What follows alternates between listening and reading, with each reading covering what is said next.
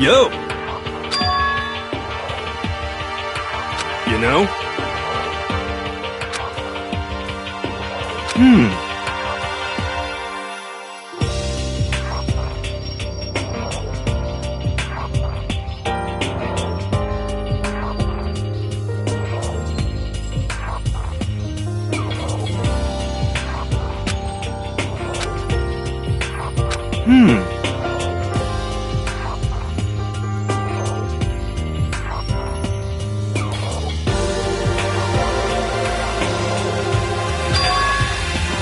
Actually...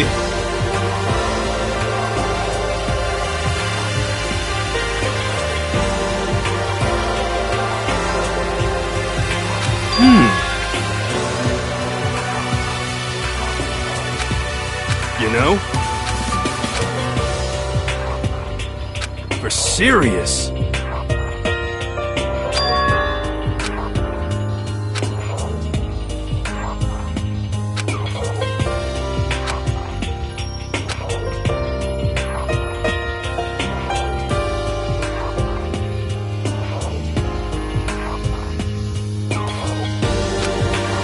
You.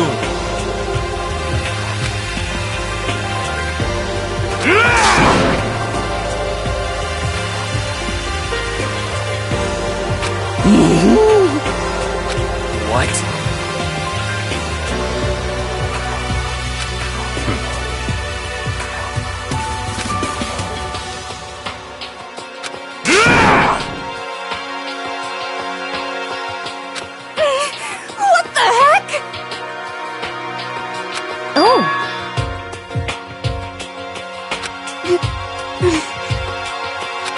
Hey, come on! Hey! How about that? That's right!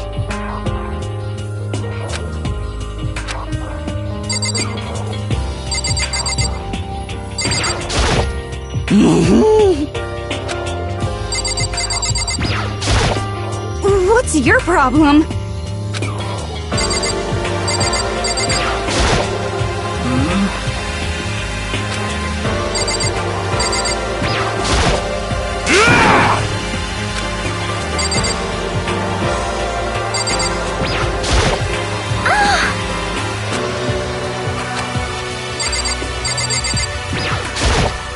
Honestly.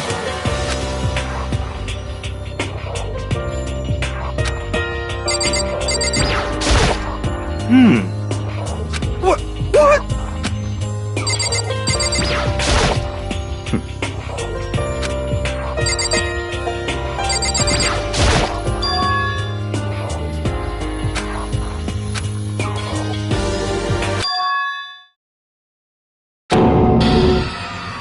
No way! Oh, F you!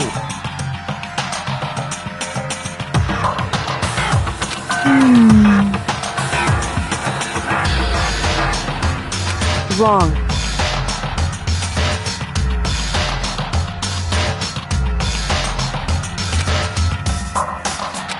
Well... However...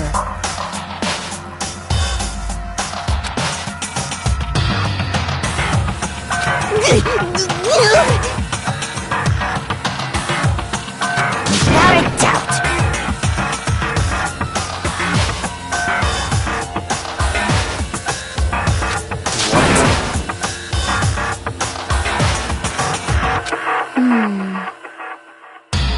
F you!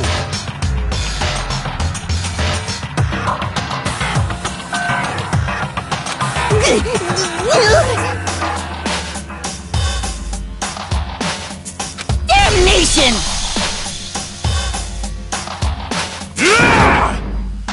You're serious? Wrong. Huh? So...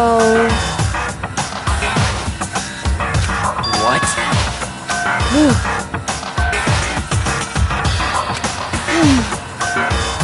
Indeed. But... So that's it.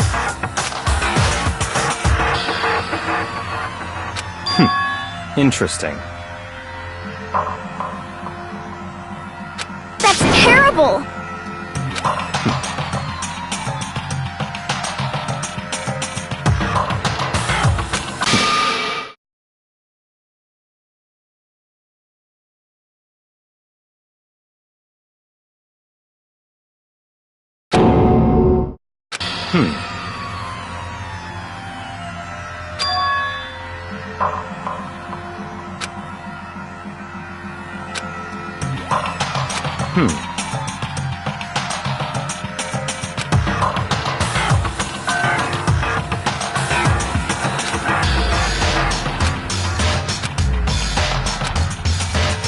What?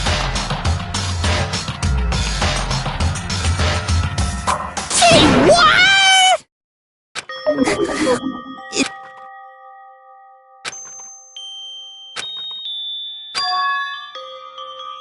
Damn it!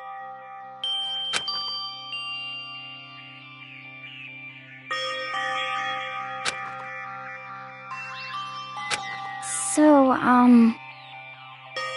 at the very least... Yes, indeed. I see. Damn it!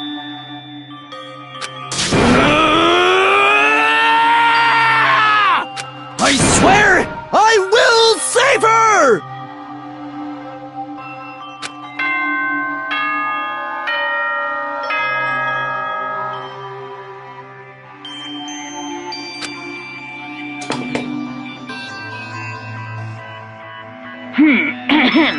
This is a school announcement. It is now 10 p.m.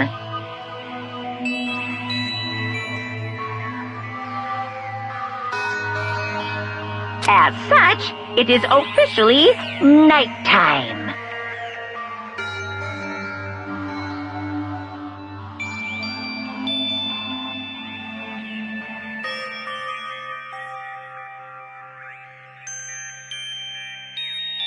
Soon the doors to the dining hall will be locked, and entry at that point is strictly prohibited. Okay then, sweet dreams, everyone. Good night, sleep tight. Don't let the bed bugs bite.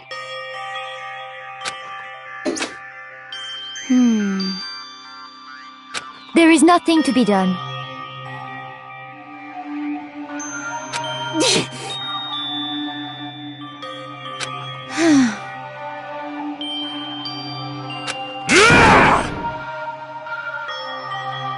Calm down.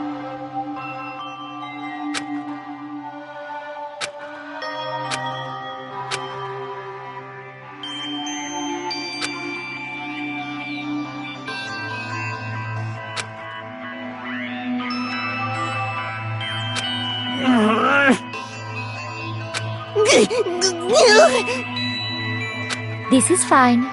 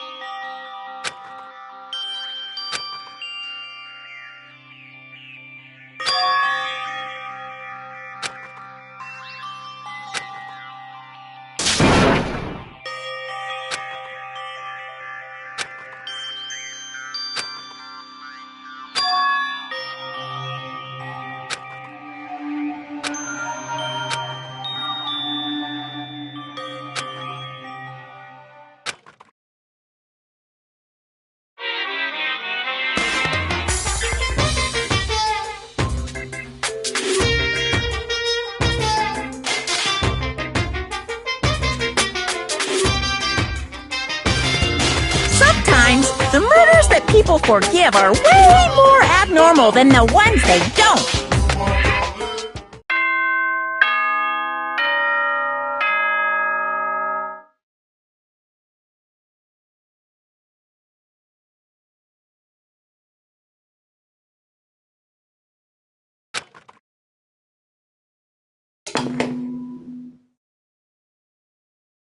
Good morning, everyone! It is now 7 a.m. and nighttime is officially over. Time to rise and shine! Get ready to greet another beautiful day!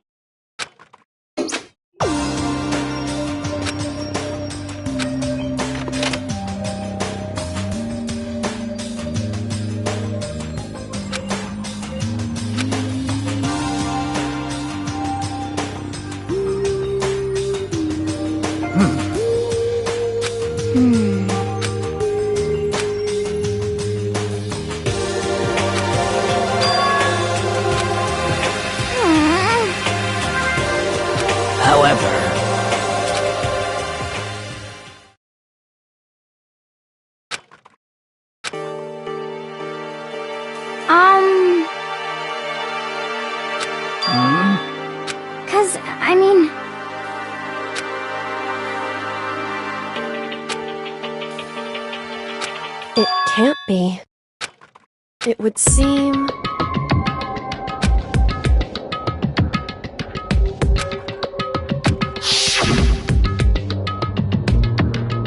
$10 million!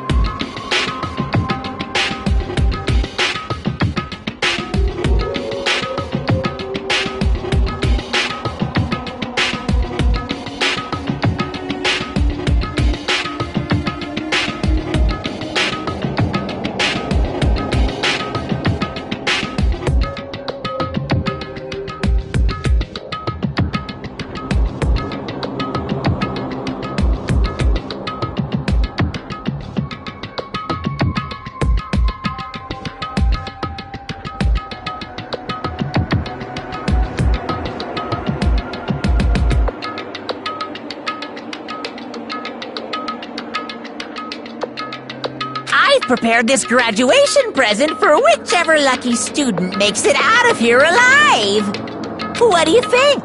It's 10 million bucks! 10 million smackaroos!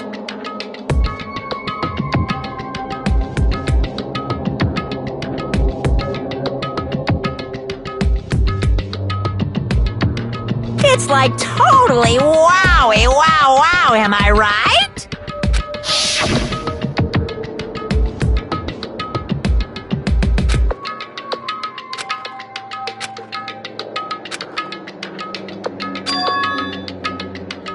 Hey.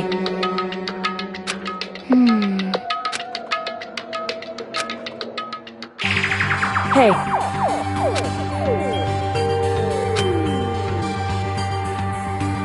Okay. Anyway. But Well then.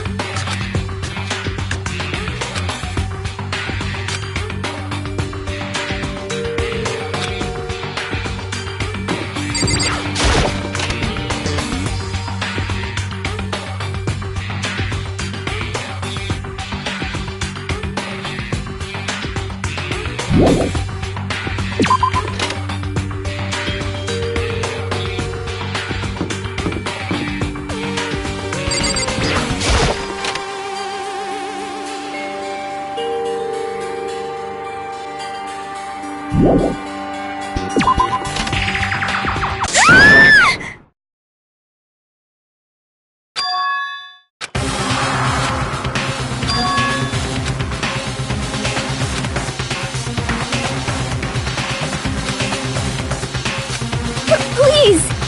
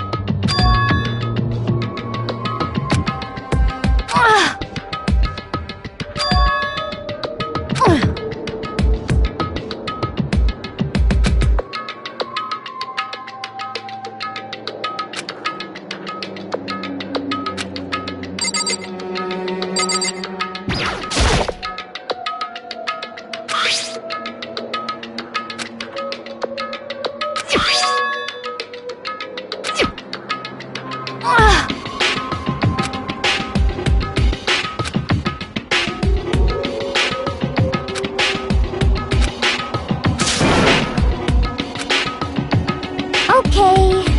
But...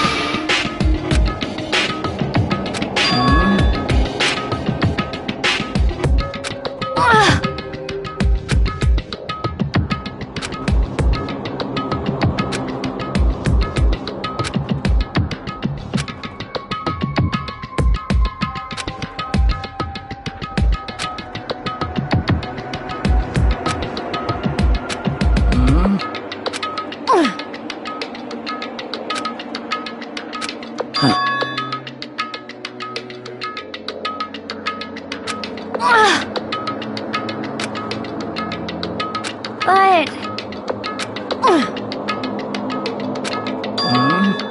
as for me,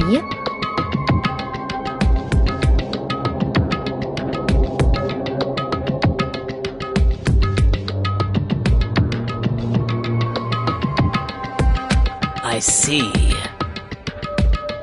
indeed.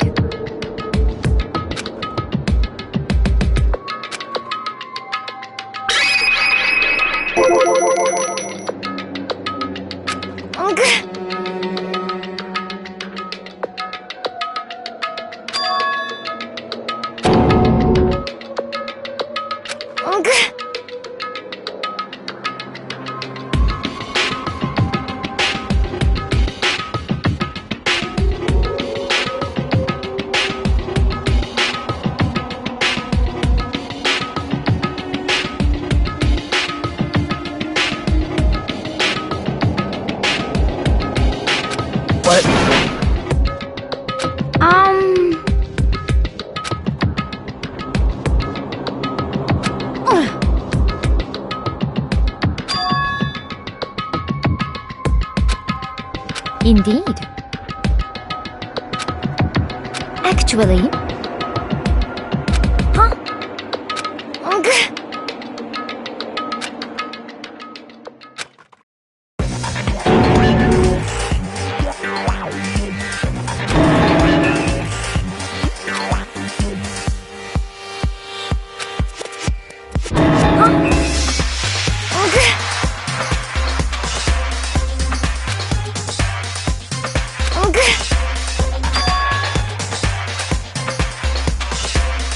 I see.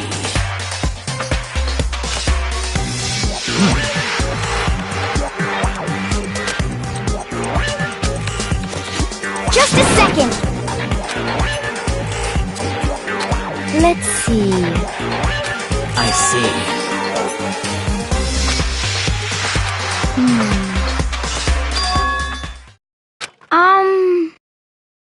This is bad.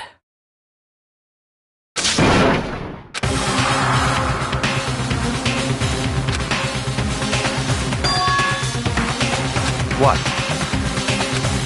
What? What are you saying? You've gotta be kidding!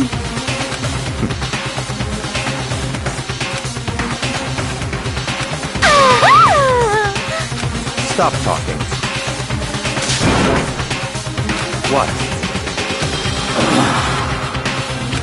That's fine. Okay. Oh. Perhaps. Okay.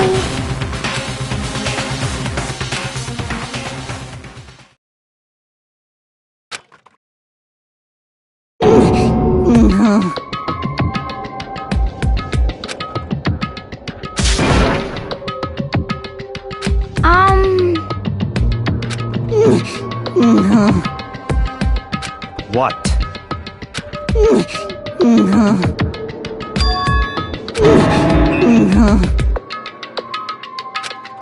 What did you say?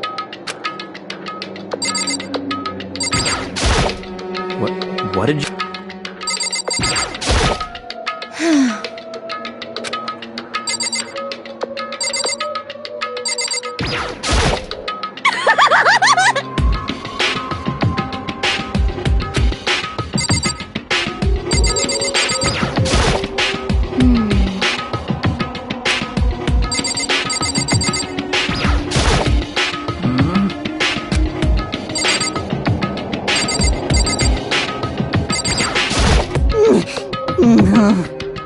Indeed. What the hell am I looking at?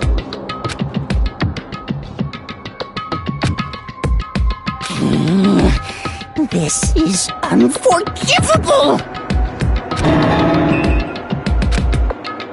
It can't be!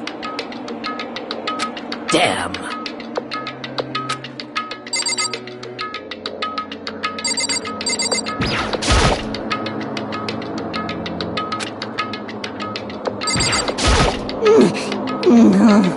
It can't be!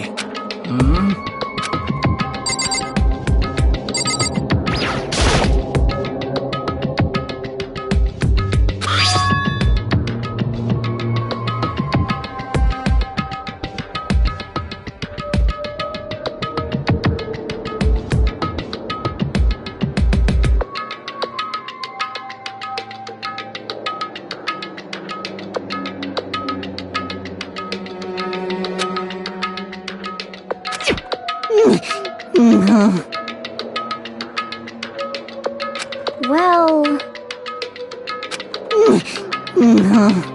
Hey!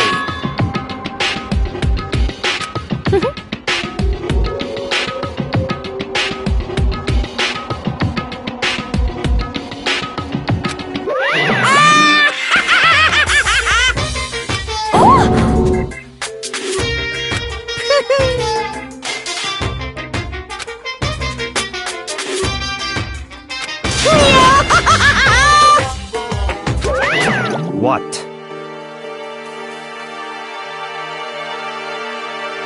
Are you okay with this?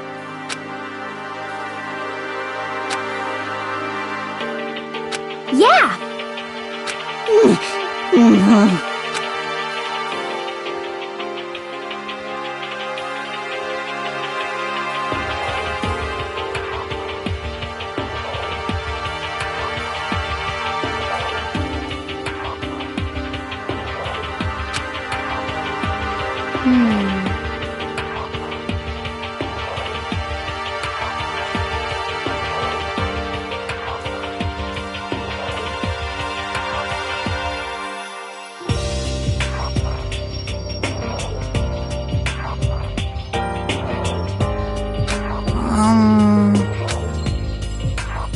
So then, Well then. yes, indeed. So, in other words,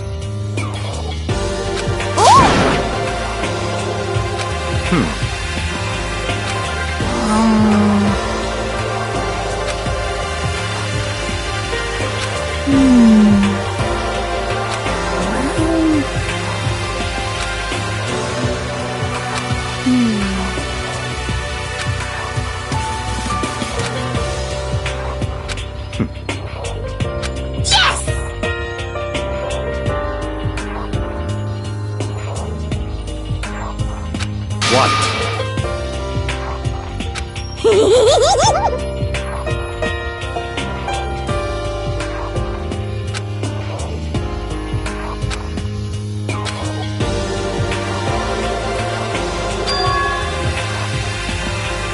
Very strange.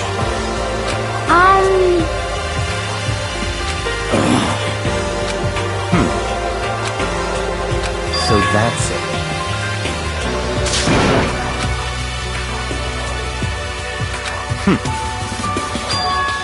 In other words,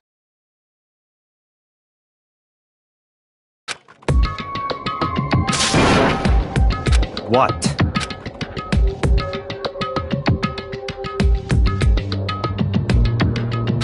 Hey, Okay.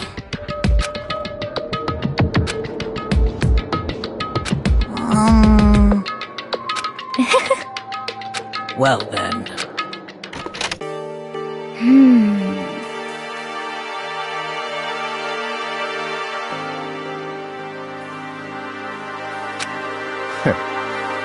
What to do? What to... What?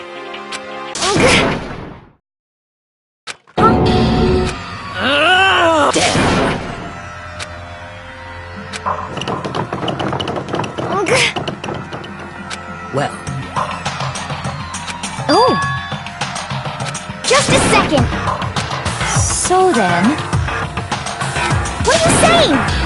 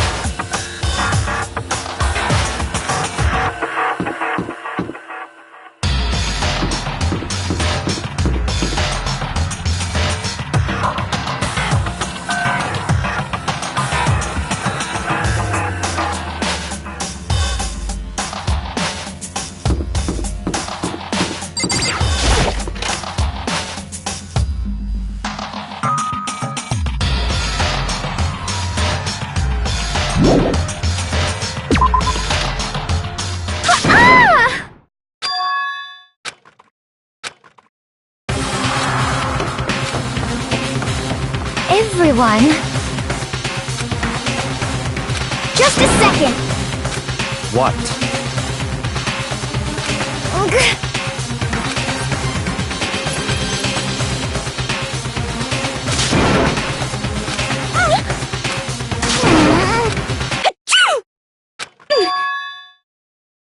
Huh?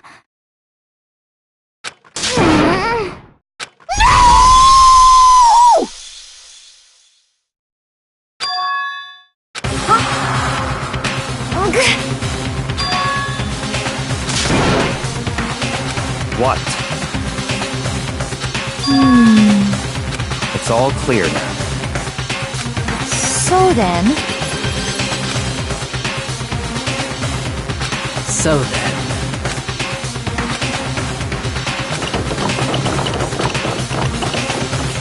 Just a second!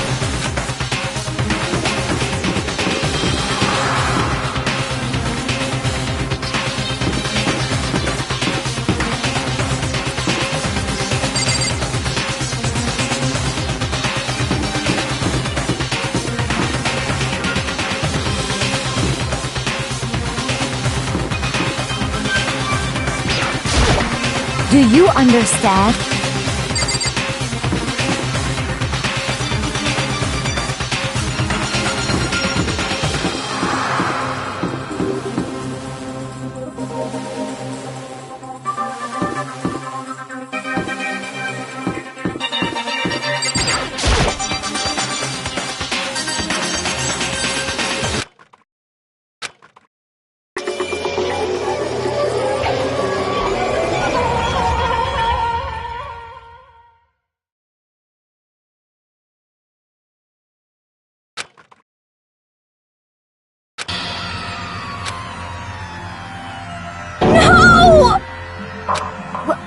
What the...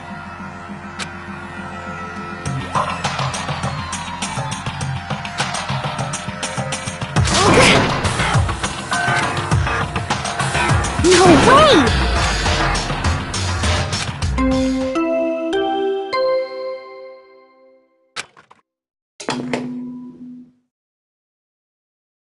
A body has been discovered! After a certain amount of time, which you may use however you like, the class trial will begin.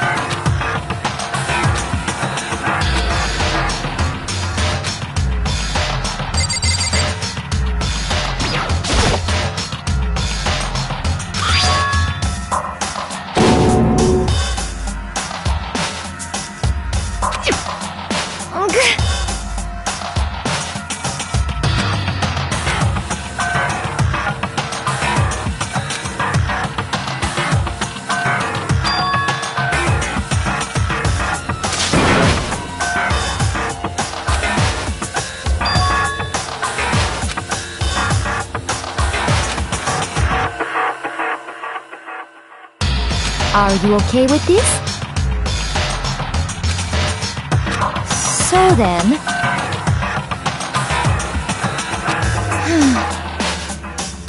Huh? Sorry.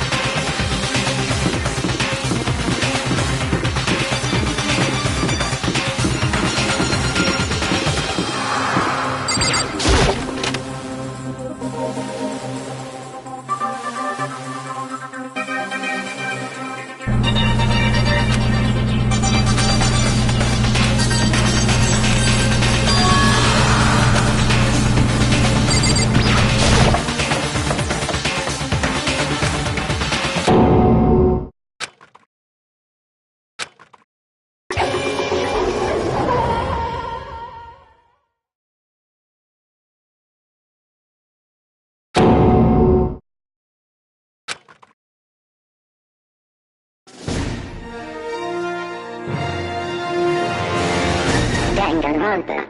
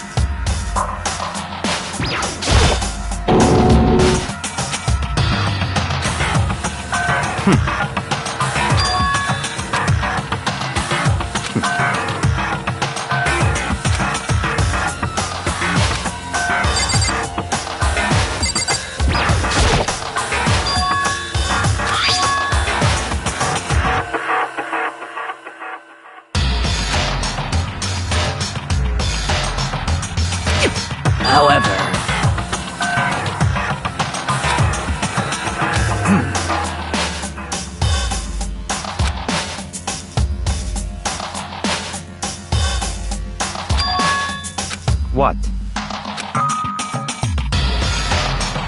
What?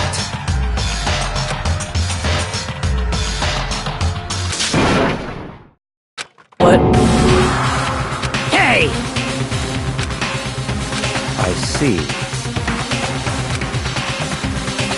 Damn.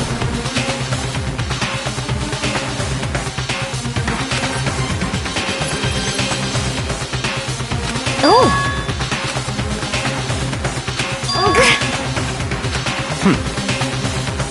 Indeed.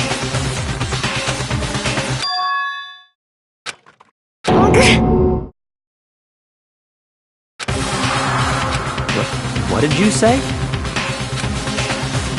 Come on. What?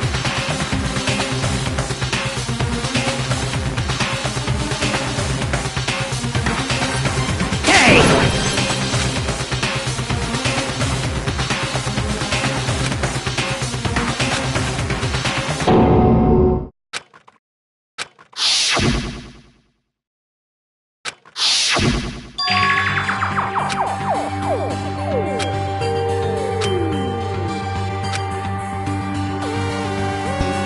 Indeed.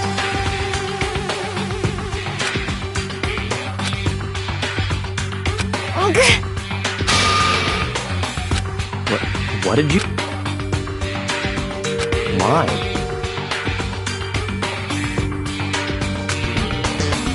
Huh? Hina. No way! No! Hina.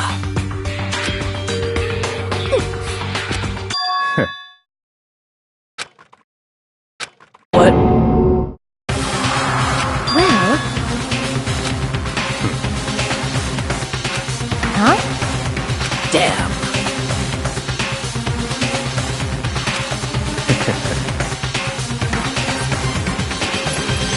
Bastard!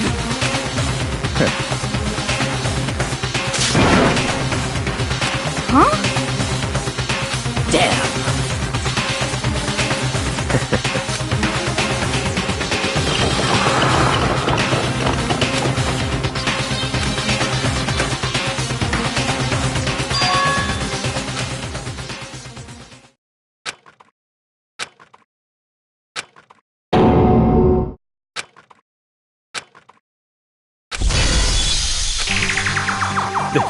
This is...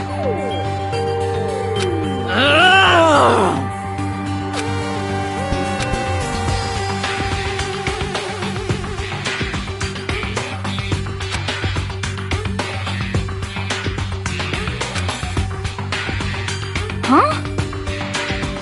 Stop talking.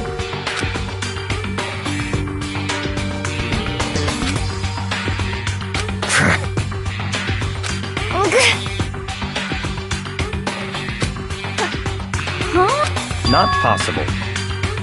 Huh?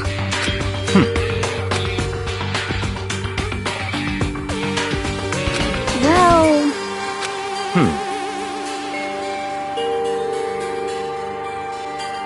It is so.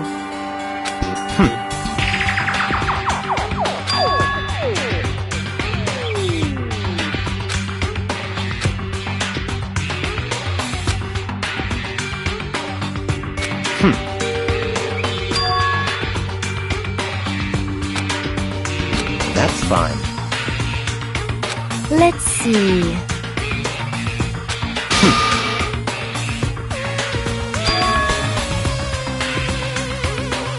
That's right.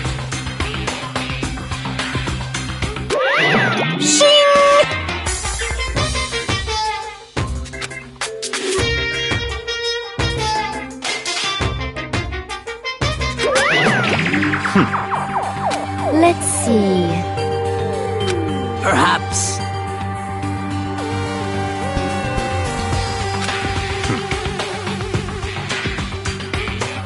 In other words,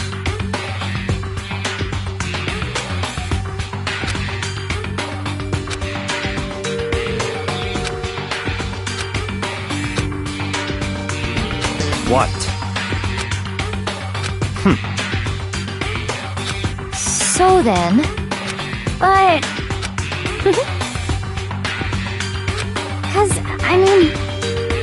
Hina.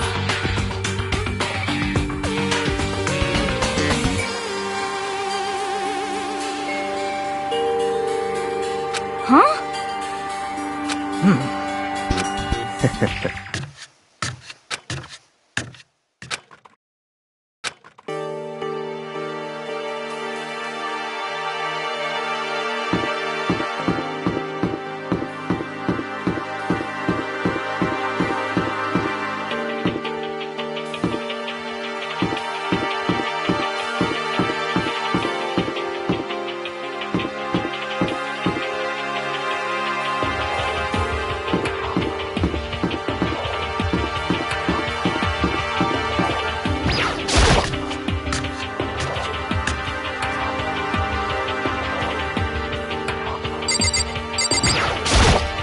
Huh?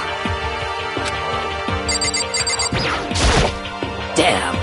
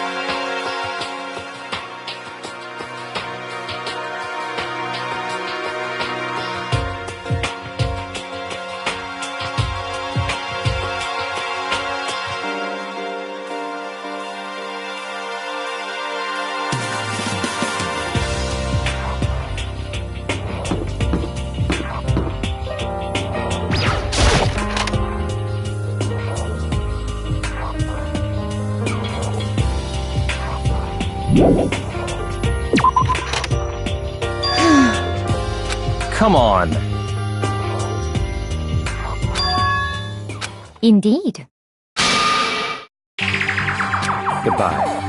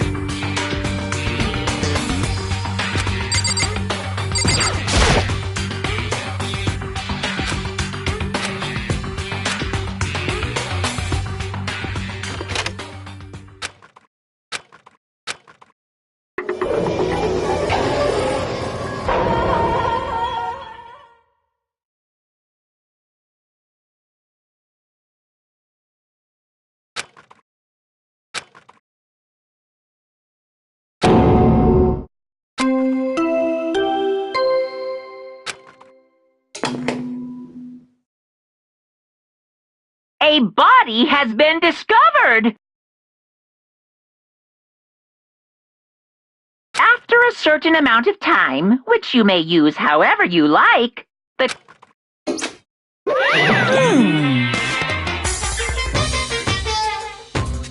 It's the Monokuma file!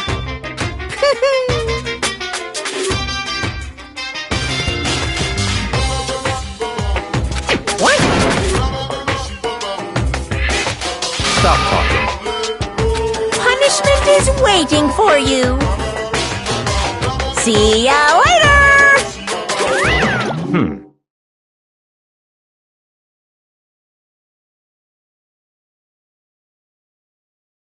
What the heck?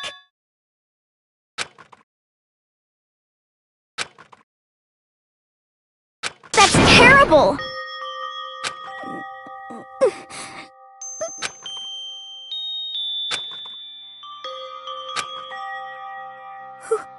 Who would do this?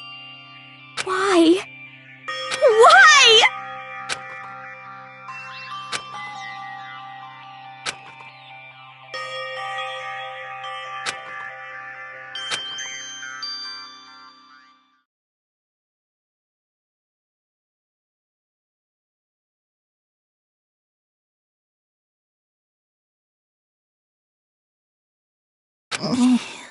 He's alive again?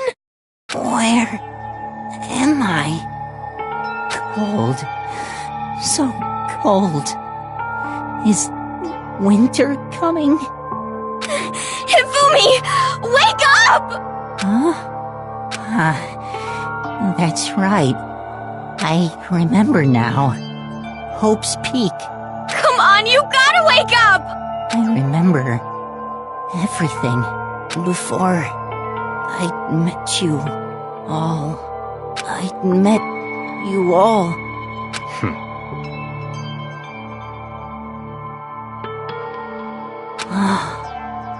The light, it's reaching out to me like the tail of a comet. Hey, Hifumi! Who was it? Who attacked you? Who tried to kill you? Who killed me? That's right.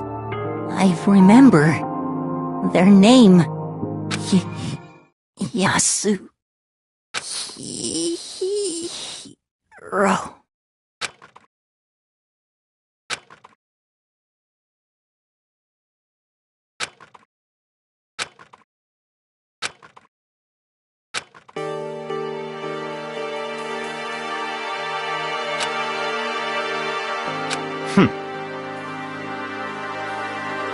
Honestly. Stop talking.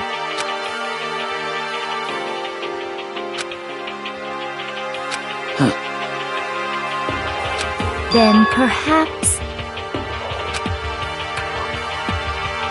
So, in other words,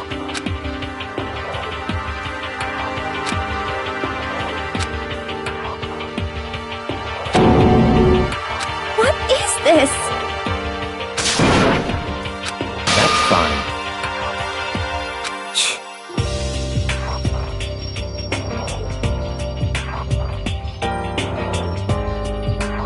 Indeed.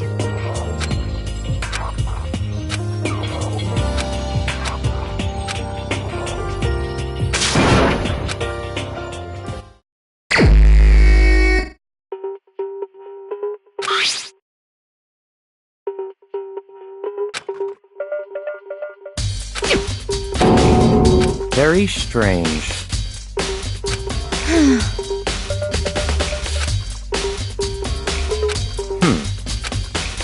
Well. Perhaps.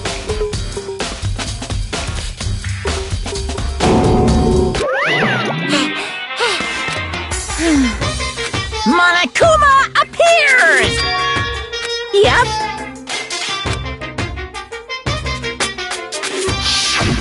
Speaking of which, I'd like to ask the bear, if there is an accomplice, do they also become blackened? So you ask, and so I shall answer. Each murder is allowed to have an accomplice, but only the one who does the killing will get to graduate. So in other words, two people can work together, but one of them has no chance of profiting from it. Then there's no way anyone would work together, right? In other words, So then... hey,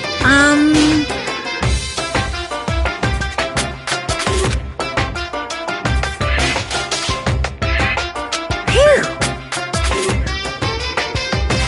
So in other words, Well, extreme!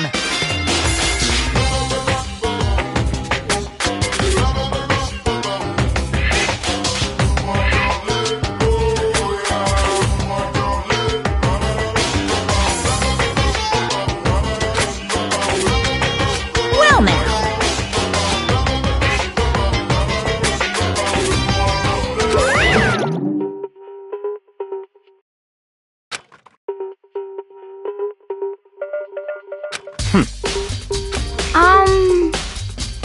However... Indeed. So, What?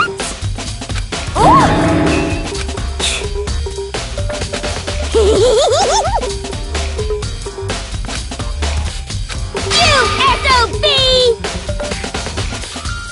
Huh? You've gotta be kidding! What the heck? What?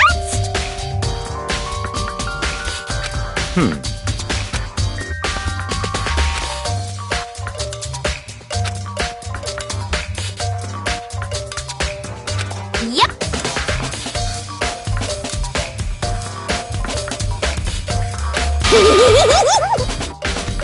What are you saying? Let's see. So then... it's all clear now.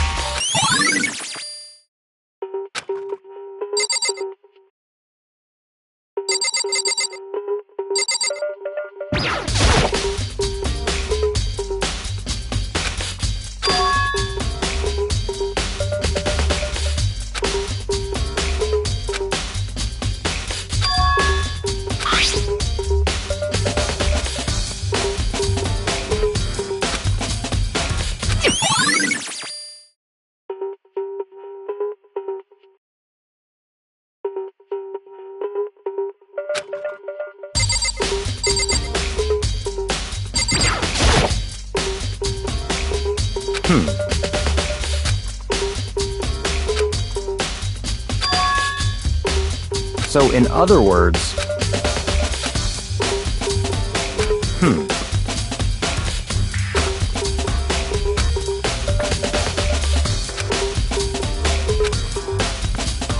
What?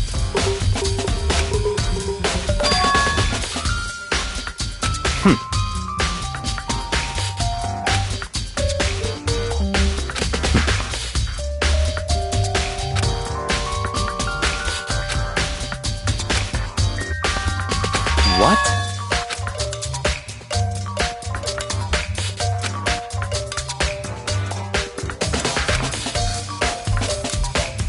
I see.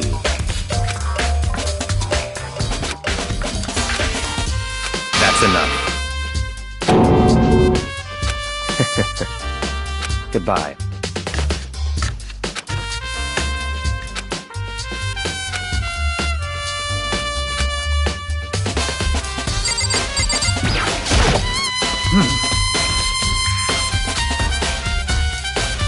So then.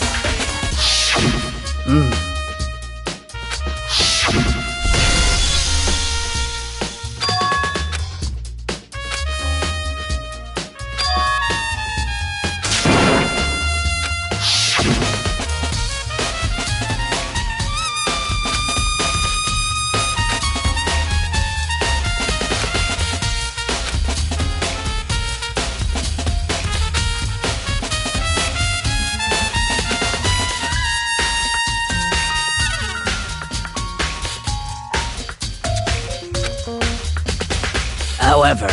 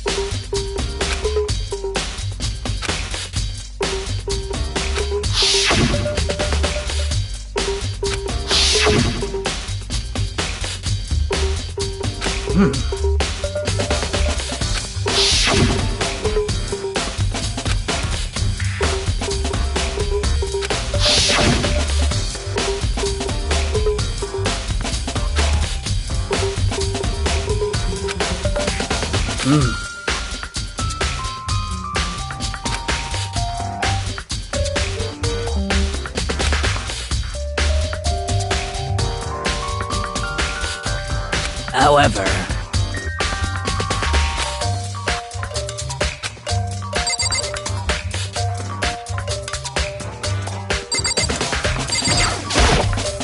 So,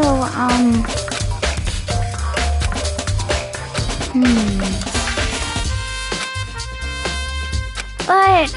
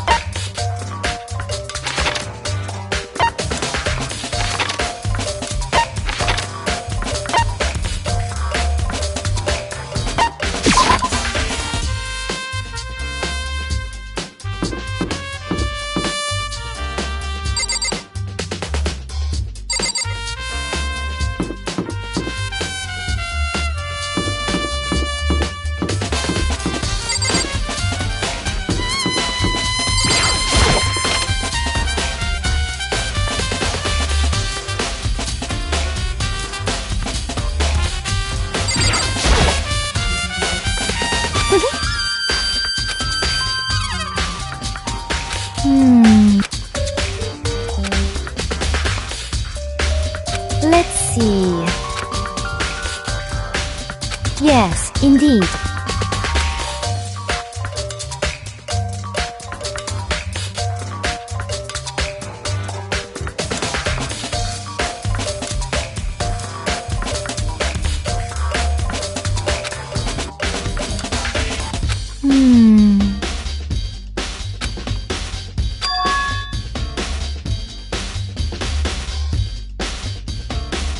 Indeed.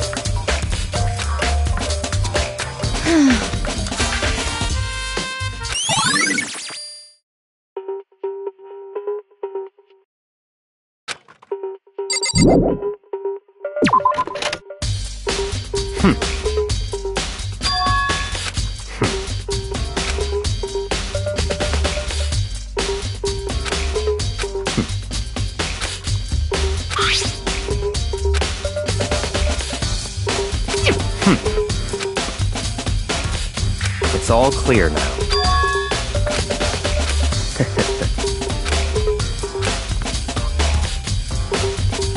Goodbye.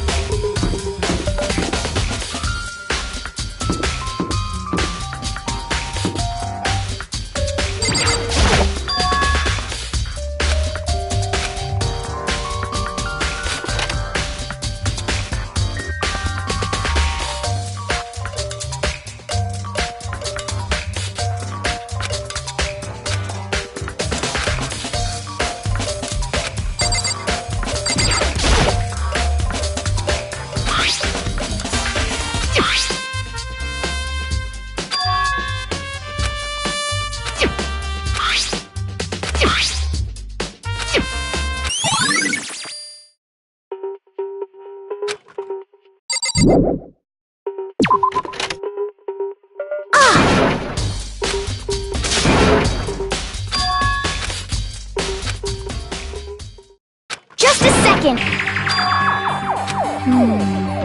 Okay.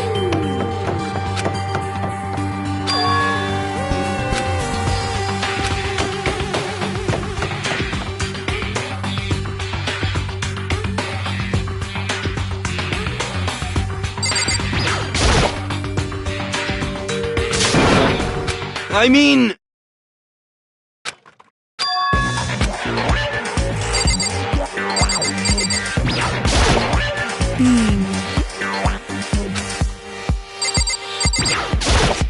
Right.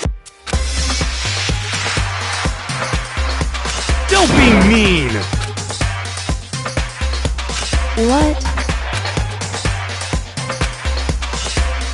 Well... It's nothing. Hey.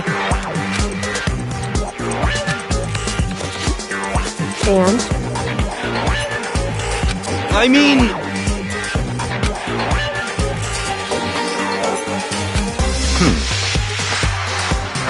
Huh?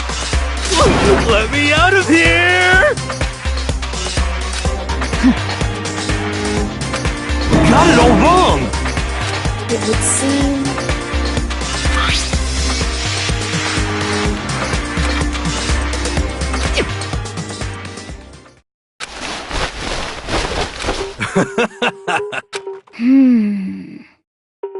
So then... Honestly... Is that okay?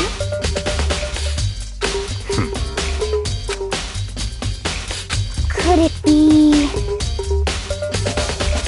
That's terrible! Just the worst. What? That's right.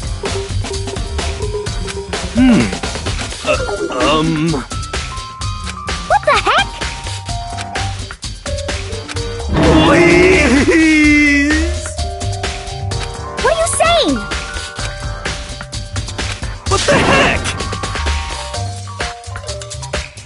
Okay.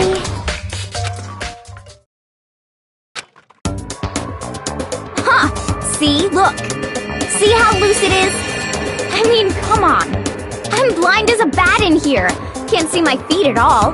I'm surprised you got anywhere in this thing. I'm telling you, it wasn't me! And not to mention, you totally can't bend at the waist. seems like a pretty obvious oversight. That's not a very nice thing to say. I mean, it's not like I made it. I just got caught up in the moment. Well, either way, now we know for sure, right? I mean, it seems pretty clear that nobody but Hiro could have fit into this dumb costume. Ah.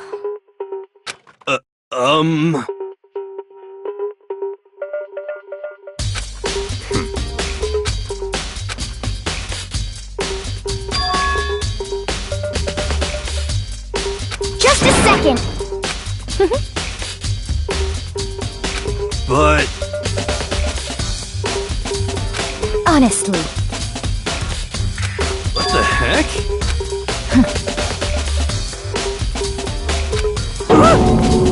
Just the worst. That's terrible! What?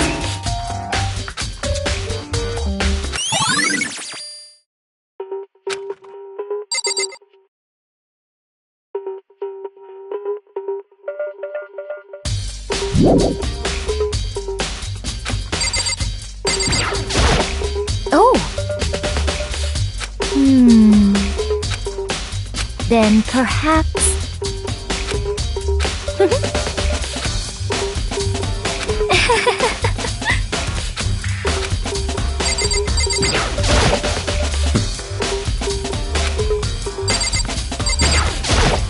What the heck?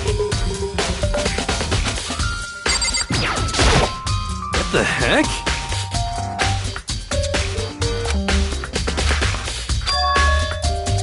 What? Just the worst. Please? Huh? How about that? So then, I'm at least 30% right. correct. Please?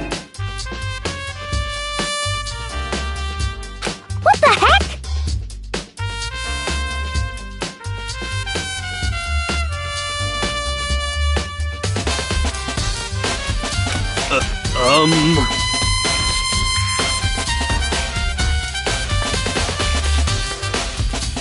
Oh, so then.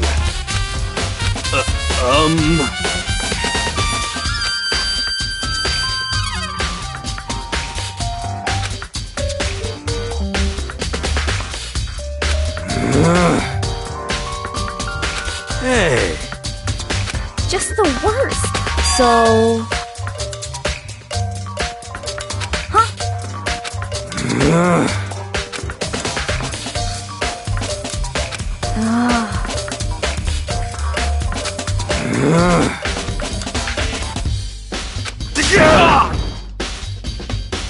Huh? Don't be mean. Just a second. No way.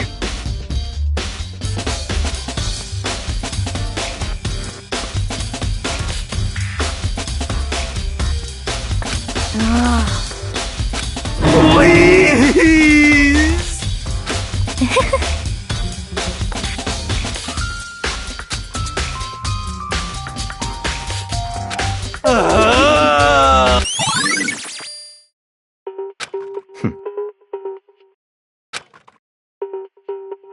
What the heck?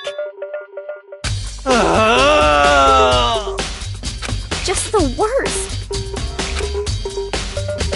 Please. What are you saying?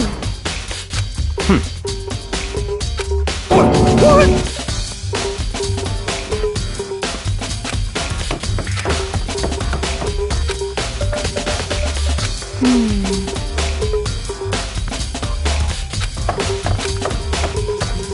Makoto.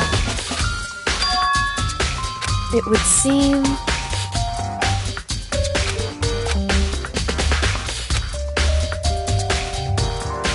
Why is that? Anyway...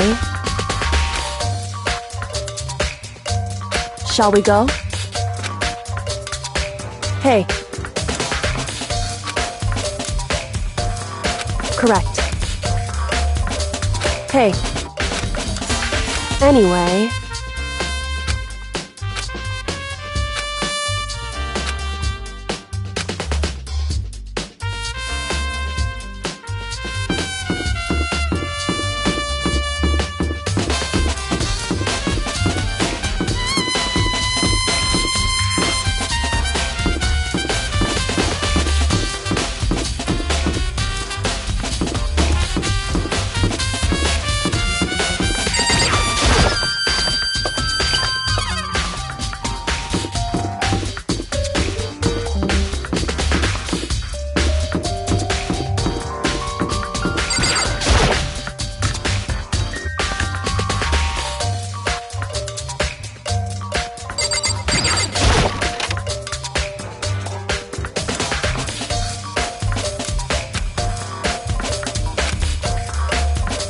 So then...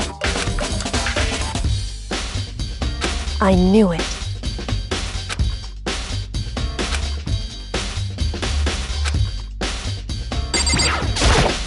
I see. Hey. Whew.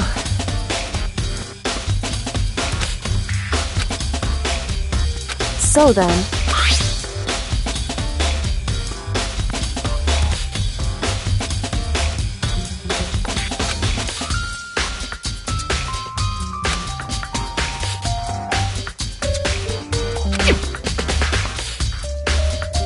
That's right.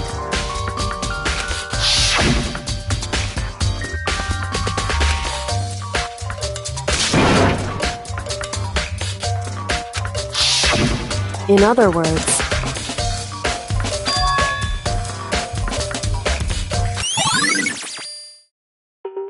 However...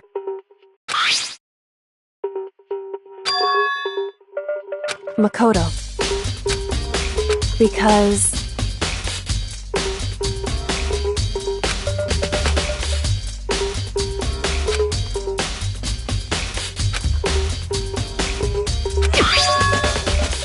Hey.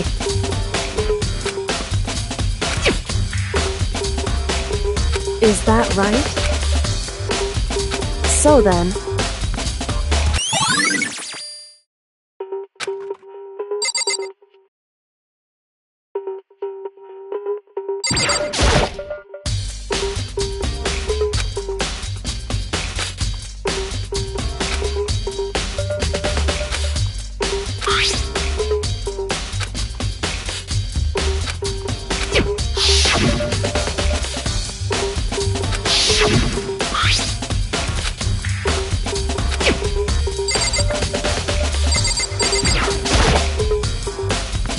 Indeed. That's right. Indeed.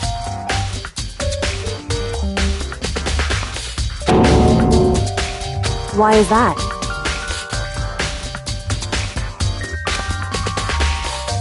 Hey.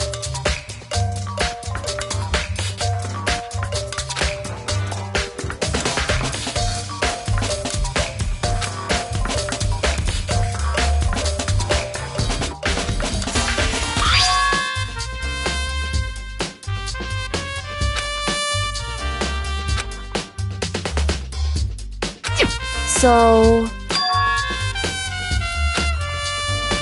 However...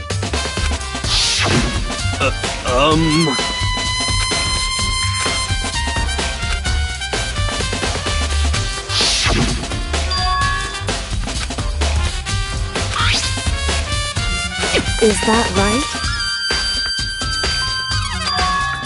So...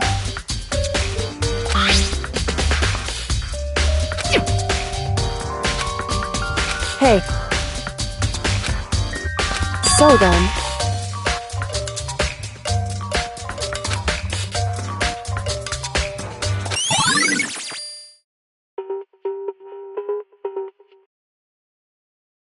Hey.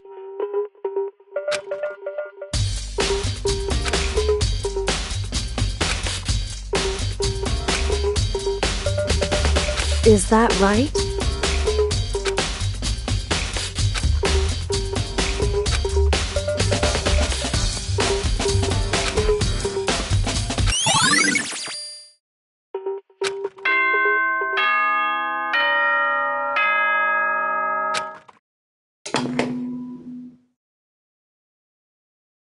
Are you excited? Are you pumped? It's time for the class trial to begin! Like the bright burst of fireworks, like the flash of a soul clashing with life and death,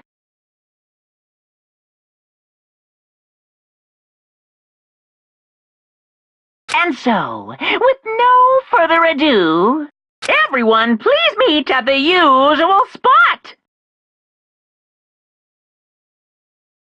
Make your way to the red door on the first floor of the school. See you soon! It would seem... Shall we go?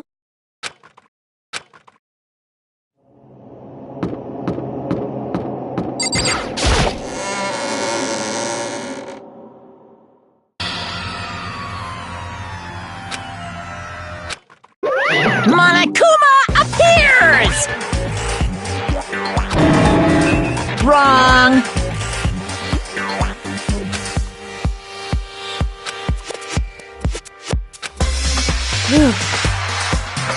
Boy, tough crowd. Stop talking. Okay. Hey! Hey! Let's go. Please! What the heck? What the heck?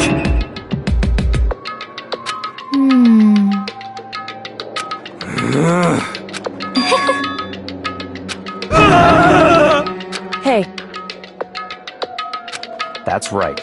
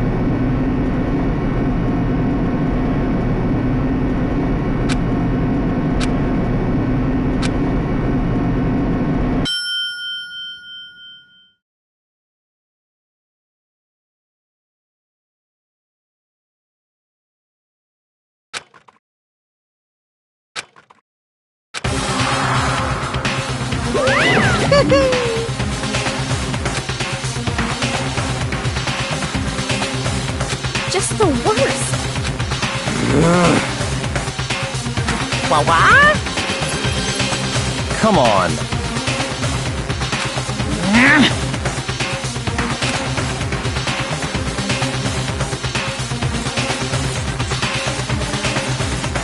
Yoo-hoo!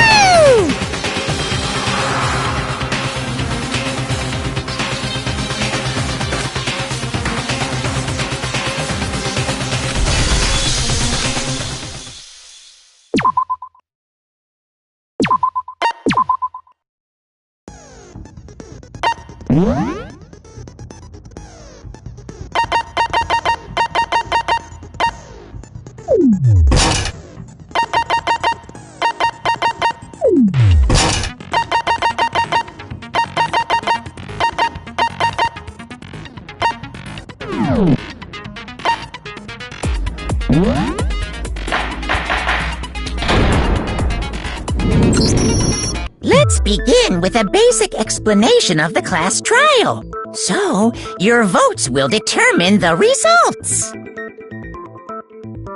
If you can figure out who done it, then only they will receive punishment.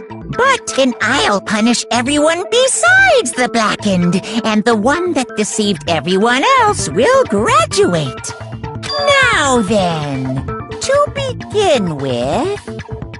We already know who did it. Was that? It was Hiro. He does not have an alibi for when the murders took place, and we found him in that suit. Don't try and deny it. You killed them. I didn't! Someone knocked me out! I was asleep the whole time! I don't know anything about it! Shut your murdering mouth, murderer! Who are you calling a murderer? I am sorry to say, Hero, but we do have evidence. Blueprint for the suit. Parts we assume were used to build it, and all of it was found in your room. You have to admit, the evidence is quite compelling. It points to you as having created the suit and wearing it while committing crime after crime. How many times do I have to tell you? I don't know.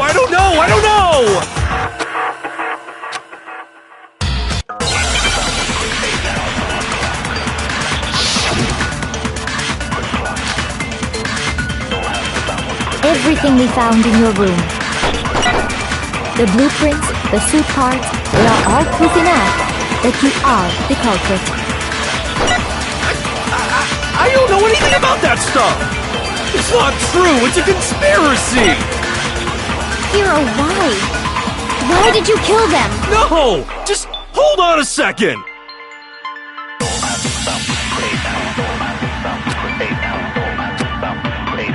Everything we found in your room. The blueprints, the suit parts. Milk is wrong.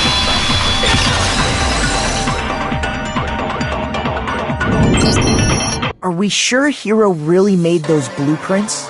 What do you mean? Well, take a look at this. It's the note that Hero wrote, asking everyone to meet up after Alter Ego disappeared. The handwriting's obviously different, wouldn't you say?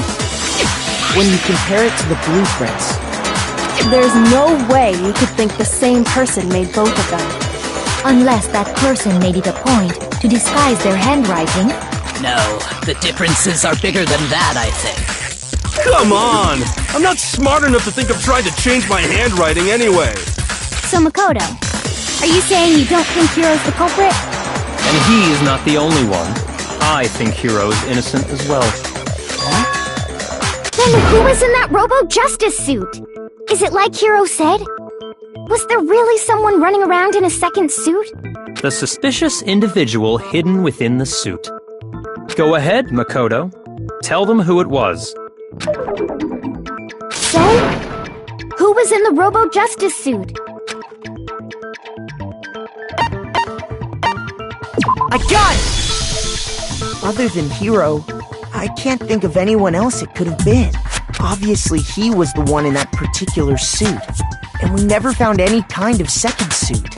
Then there can be no doubt. Hero is the prime suspect. That doesn't make any sense! You just said Hero didn't do it! It makes perfect sense.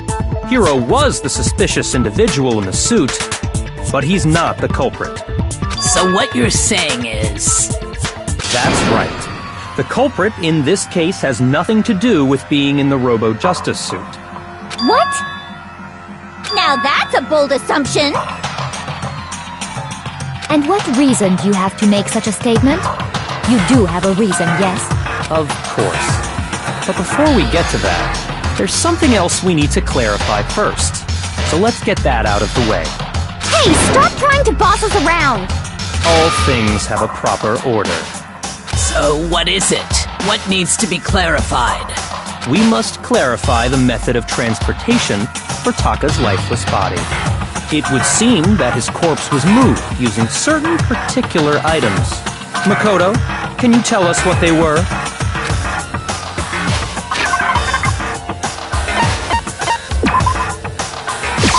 I got it!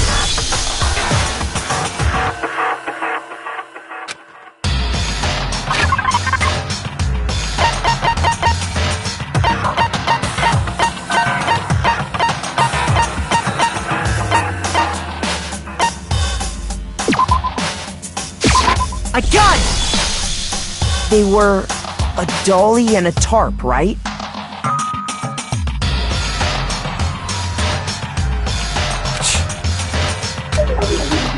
So, let's see if I can explain. Taka's body disappeared from the equipment room, and then we rediscovered it in the repository. And when we found it for the second time, it was wrapped in a blue tarp, right? It was the same tarp that up until then was stored in the equipment room. So the killer must have seen it there and decided to use it when they moved Taka's body. That way, they wouldn't leave any bloodstains while they were moving it. Okay, that explains the tarp. And the dolly? Same thing. I'm sure the dolly was in the equipment room when we first found Taka's body there. But when the body disappeared, so did the dolly. Later, when Taka's body reappeared in the repository, so did the dolly. In other words, you think they used the dolly to move the body, am I right? But are you sure you are not mistaken? Huh? Are you absolutely positive the dolly was in the equipment room when we found Taka's body? That dolly was made specifically for moving large objects between the repository and the art room. It would be very strange indeed to discover it had made its way to the equipment room. Is it not possible that it was in the repository all along, and you simply didn't realize it? She's raised an objection. How do you respond? There is no shame in being wrong. Nobody expects much from you anyway. We have all accepted the fact that you rarely understand what is going on around you.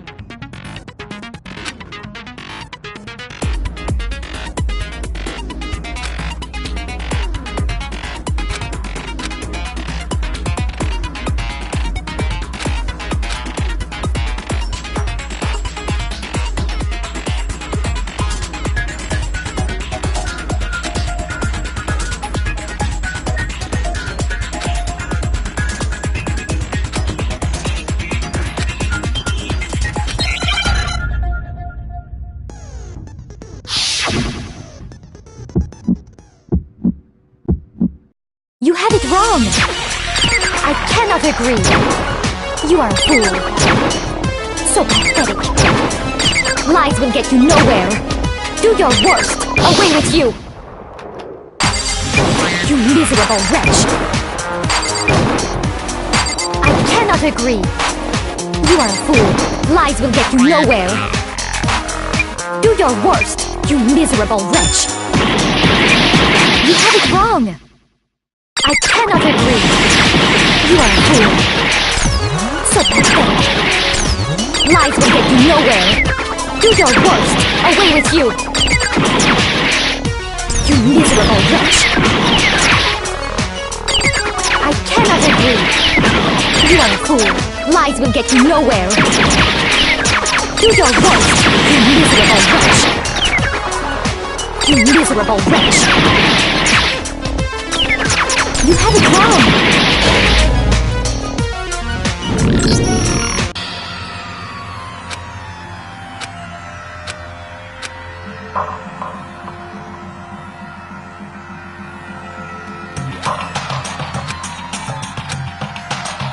Is this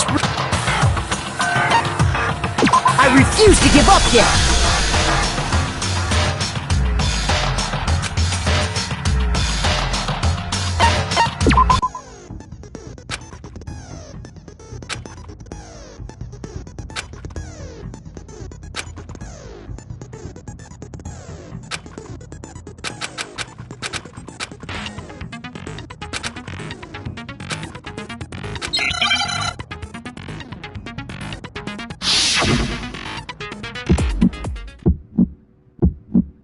You have it wrong! I cannot agree! You are a fool! So pathetic! Lies will get you nowhere! Do your worst! Away with you! You miserable wretch! I cannot agree! You are a fool! Lies will get you nowhere! Do your worst, you miserable wretch! You have it wrong! I cannot...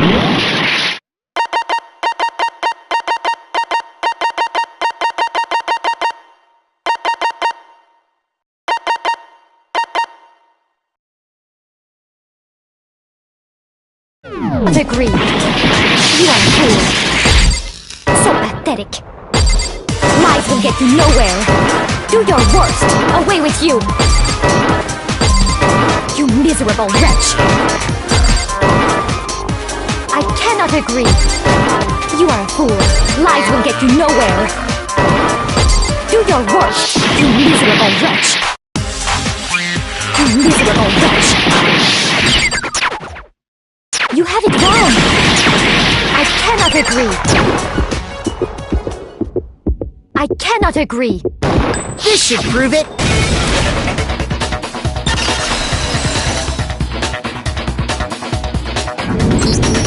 If you're asking for proof that the dolly moved, I have it right here.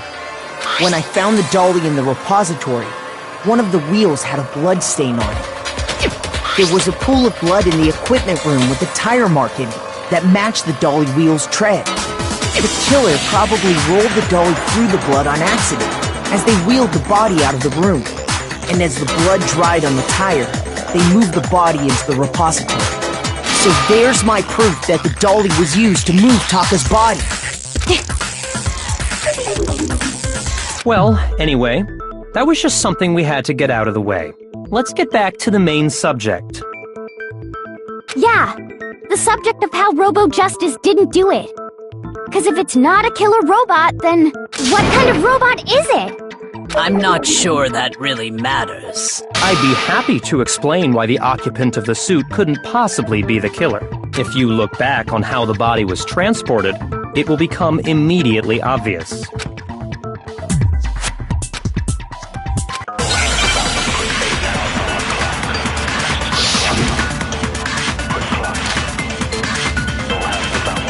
As we know, Taka was killed in the equipment room. And from there, the body was moved to the repository, correct? Yeah, the culprit wrapped the body in the tarp, then loaded it onto the dolly and wheeled it off, right? Now, keep in mind that the dolly doesn't have a handle. Well, yeah, but even without a handle, all you'd have to do is bend over. No, that's wrong!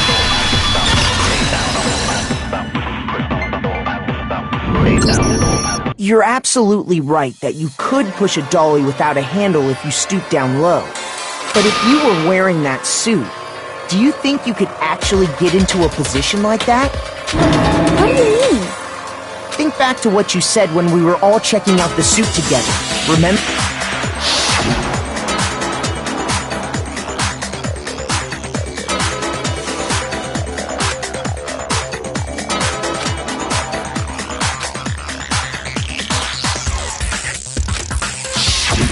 When you're in that suit, not only can you not see your feet, but you can't even bend at the waist. Am I right about that? Now that you mention it, yeah. It seems like it'd be awfully hard to push that dolly if you couldn't bend over. Well, what's to stop you from simply pushing the dolly with your feet? When you can't even see your feet? You really think someone could kick the dolly all that way?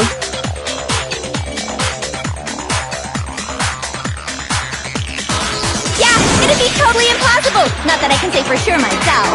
On top of that, if you were wearing such a rigid, cumbersome suit, it's very unlikely you would have the dexterity to go about wrapping the body in a tarp. Well, I mean, isn't that just a matter of taking off the suit when you're ready to move the body?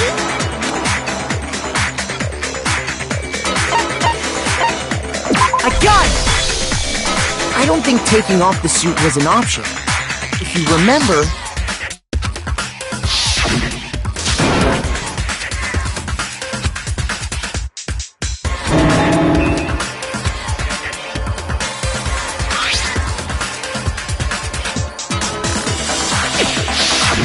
That's true. It seems impossible to put the suit on or take it off without help. Then, you really can't take it off by yourself? Hiro wasn't just making it up? Of course I wasn't making it up. If he could have gotten it off by himself, I don't think he would have let us see him wearing it.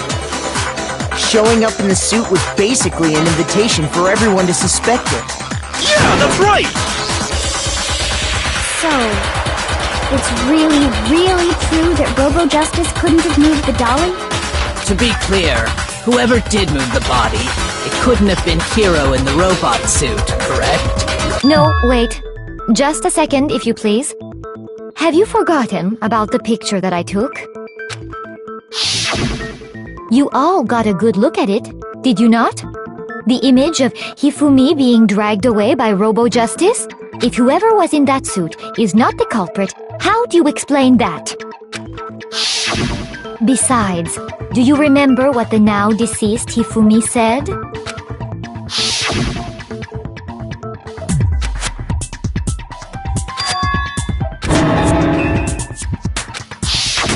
So long as those facts exist, the proper conclusion is beyond question. The individual inside the suit and the culprit are one and the same. It was Hiro, without a doubt. Yeah, that's gotta be right. Hold on a second! It's still far too early to reach that conclusion. Besides, there's no hurry to decide who did it. Before we rush to a verdict, shouldn't we explore every single possibility? Instead of seizing on one viewpoint, the truth is uncovered by analyzing things from every angle. Perhaps, but where do we go from here? Let's review this series of unfortunate events from the beginning. Maybe we'll uncover something new. What a pain in the ass! I don't disagree, but our lives are on the line. If this is what it takes, we have to do it. Plus, maybe we'll get to find out where the heck Kyoko was when everything went down. All right then, let's take another look back at what happened. I suppose we could start with this morning. 4 of us gathered together in the dining hall. Makoto, Hina, Kyoko, and myself. We waited there for quite a while, but nobody else showed up, so we went to look for everyone. That was around 8 a.m. And as soon as we split up, Kyoko went missing. Soon after that, Hina found Celeste in the rec room and quickly came to get Makoto and me. It seems I was unconscious for about an hour after I was attacked by my mystery assailant. I know it was an hour because I remember being attacked a little after 7. That was when we saw Celeste's picture and discovered that her assailant had been wearing a strange costume. As it turns out, it was Robo-Justice. It also soon became clear that this same Robo-Justice had abducted Hifumi. We were soon joined in our search by Byakuya and Toko, and then went on to find Hifumi in the library. He was injured, so we took him to the nurse's office and resumed our search for the suspect. But not long after leaving the nurse's office...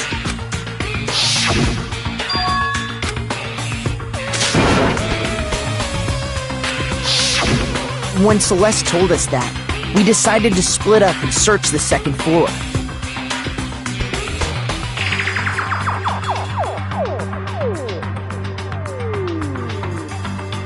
And soon after that, I saw someone moving around on the 3rd floor, and I yelled out to everyone as soon as I did.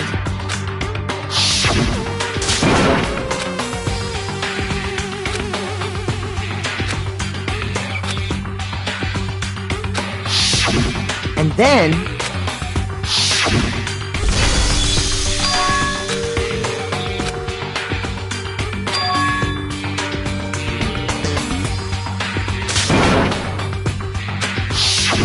At that point, we decided to divide up into 2 groups. Celeste, Hina, and I went back to the nurse's office.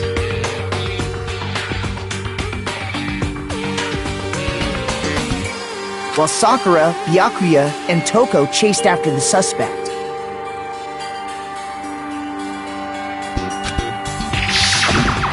When we got back to the nurse's office, we found Hifumi, dead. And that's when we heard the body discovery announcement.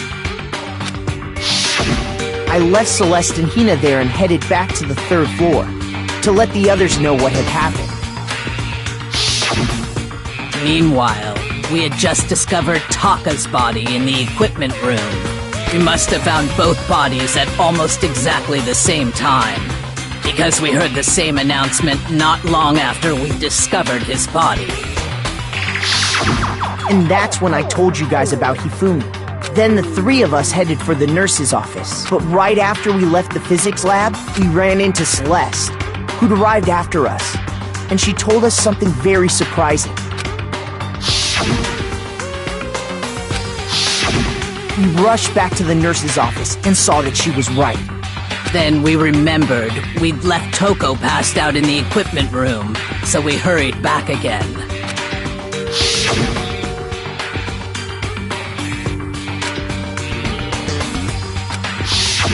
But when we got there, we discovered that now Taka's body had also gone missing. Next thing we knew, we were searching the school for 2 missing dead bodies.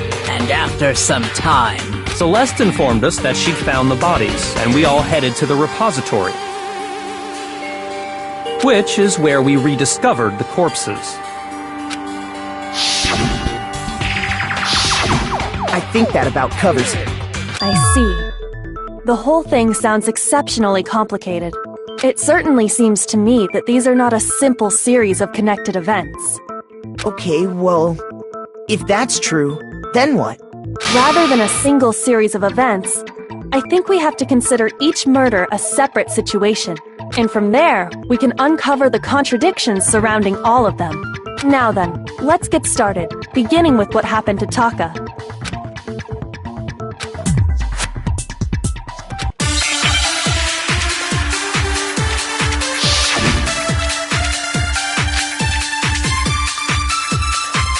So, regarding Taka's death, I wonder if he died before Hifumi, or perhaps it was after?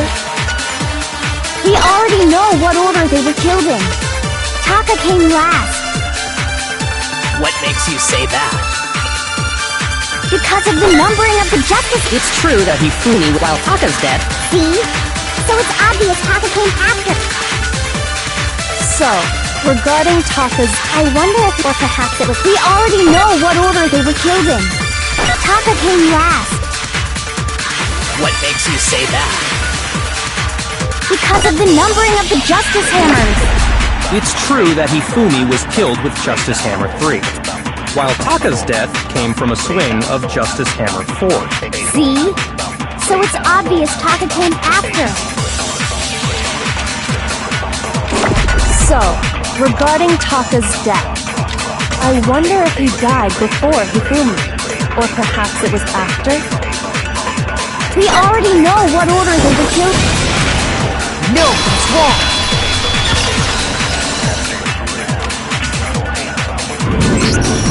Hold on. There's no reason to assume that the hammers were used in the same order as their numbers. If anything, that's just another way the killer tried to disguise their actions.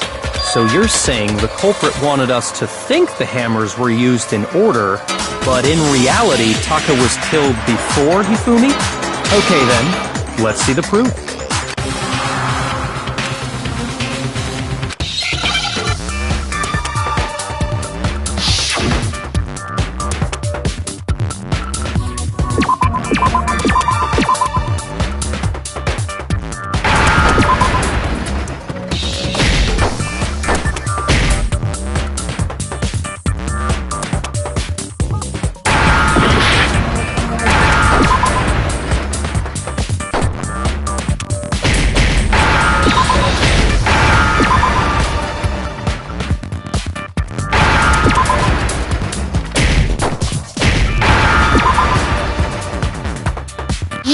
Understand?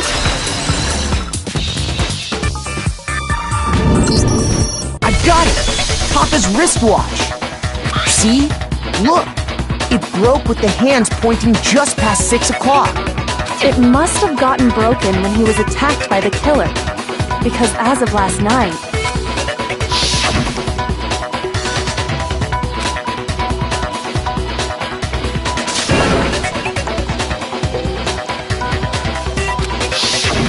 so if it wasn't broken after 6 last night, then he must have been attacked around 6 this morning. And that would be his official time of death. But if that's true, then he was killed well before Hifumi. And before Celeste was attacked this morning, which happened around 7. That's right. Taka was killed before any of the other incidents took place. That simple fact slipped past all of us. We made the wrong assumption about the order of events, all because of those justice hammers. That's exactly why the culprit wrote the numbers on each hammer and had them increase in size. That way, when we saw how they were used in each incident, we'd easily make that wrong assumption. Now, if Taka was killed around 6, then everyone's alibis for his murder go out the window. Because when he was killed, we hadn't met up in the dining hall yet. That may be true in the case of Taka's murder, but all of our alibis still hold true for Hifumi's death. That's right. With him, at least, we're all safe.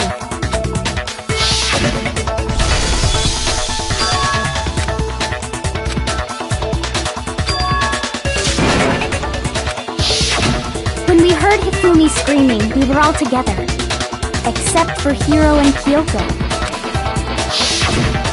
Then we all ran down to the nurse's office. That's totally true! We're all in the clear! Oh, I know! They must have recorded him screaming on a tape or something, then played it later on! If that's true, where's the tape? I don't know. Don't just go making stuff up! Anyway, we all have rock-solid alibis for when we heard Hifumi scream. Since all of us were there together, clearly none of us could have killed him. And it does not stop there. There was also the moment when we discovered his body had disappeared. When his body vanished from the nurse's office, Hina and I were in the bathroom together, while everyone else was in the equipment room, correct? And then there's the disappearance of Taka's body from the equipment room. At that time, we were all gathered together in the nurse's office because of Hifumi going missing. Well, don't forget, I was passed out in the equipment room the whole time. Wait, then what if Genocide Jill did it? She could have dragged Taka's body out of there right then! Even if she could pull that off, there's no way she could have done the same with Hifumi's body. Because, as we just established, she was passed out in the equipment room when his body disappeared. Besides, I didn't do either of them anyway. In other words, it is impossible that any of us could have killed Hifumi or moved either of their bodies. On the other hand, Hiro and Kyoko had disappeared, so they most certainly could have done those things. So what now, Kyoko? For now, we can't get fixated on who did it, or we'll just keep going around in circles. So instead of who, I propose we start talking about how. In particular, I think we need to figure out how Hifumi's body got moved. That's true. We searched everywhere, but we couldn't figure out how to explain his body disappearing. And according to what Celeste said,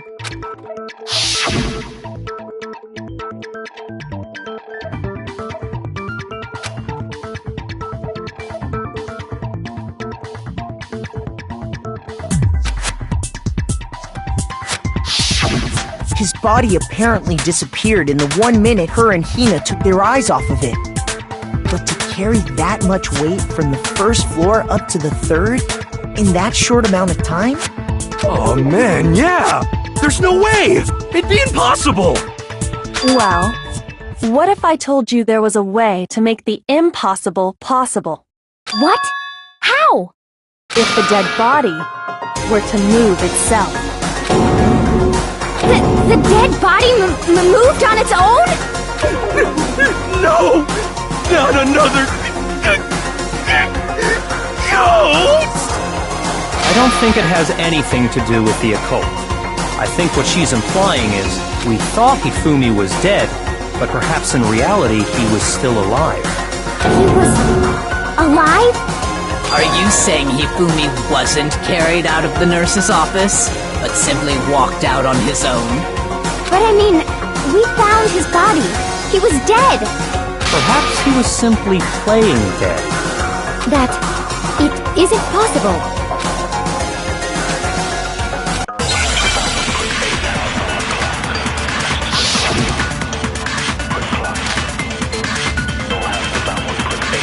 Are you saying that when we first found Hifumi in the nurse's office, there's a chance he was actually still alive?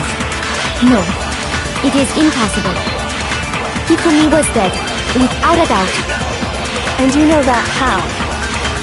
Surely you heard the body discovery announcement along with the rest of us. Hifumi's dead body had been found. And that is why the announcement was made. Are we really so sure about that? Maybe the announcement was intended to signal someone else's discovery.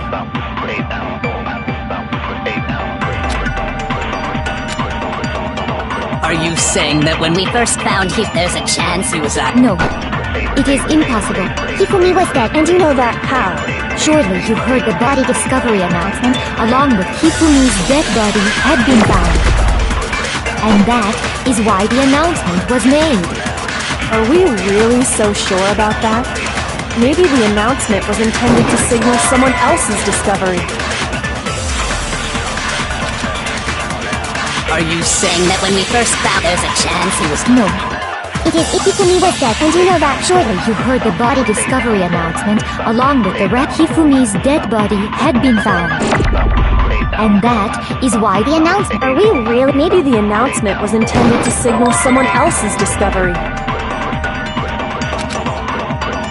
Are you saying that when we first... there's a chance he... No. Hifumi was dead, and you know that. Surely you heard the body discovery announced. Hifumi's dead body had been found. And that is... Are we really... Maybe the announcement was intended to signal someone else's discovery.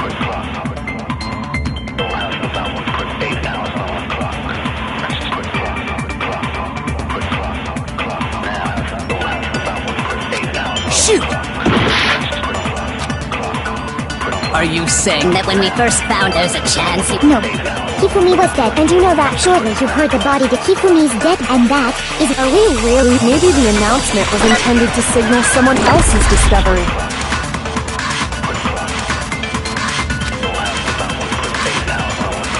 Are you saying that when we first found Hifumi in the nurse's office, there's a chance he was actually still alive? No. If Hifumi was dead, without a doubt. And you know that. Surely you heard the body discovery announcement along with the rest of us. Hifumi's dead body had been found. No, that's wrong!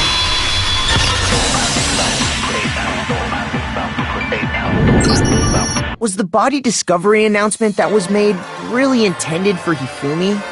Of course it was. The announcement played right after we discovered his body. Maybe. But that was also the same time that Taka's body was found. That's right. It wasn't long after finding his body that we heard the announcement. So there's a good chance we've made a mistake in there somewhere. I think we've confused whether the announcement was for Hifumi or Taka. First of all, if two bodies had been found, there really should have been two announcements. Maybe Monokuma simply got lazy and rolled them together into one. What do you say, Monokuma? Any comment? Well, it's a very sensitive issue, so I can't go into too much detail. But what I can say about the body discovery announcement is that it's only broadcast when 3 or more people find a dead body for the first time. That didn't answer our question, man. We're asking if you're a lazy bum. No, actually, that was plenty. Huh? He said it's only broadcast when a body is discovered for the first time, which means even if we find the same body again later, he won't make the announcement again. If that's true, then why was the announcement made again later on? Huh? Later on? Exactly. We heard the body discovery announcement twice.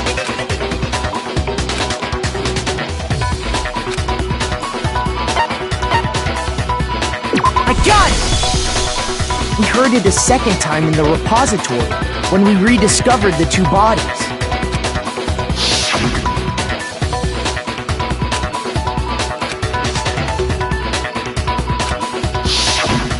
It didn't seem weird at the time, but it contradicts what Monokuma just told us, doesn't it? Exactly.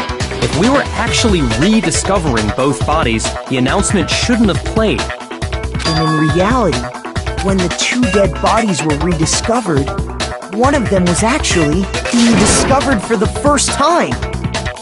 So, when we found Hifumi the first time in the nurse's office, he wasn't actually dead yet. Meaning, he wasn't actually found dead until we came upon him in the repository. And that's just part of it. There's one other thing that leads me to believe he was still alive in the nurse's office. Oh, I know! Because he was super good at playing dead! Bada bing, bada boo! That is the worst logic I have ever heard. But honestly, I do not think there's anything that can prove he was still alive. Okay then, let's take another look at the events surrounding the discovery of his body. Then it should become clear whether he was really alive or not. This whole thing is pointless.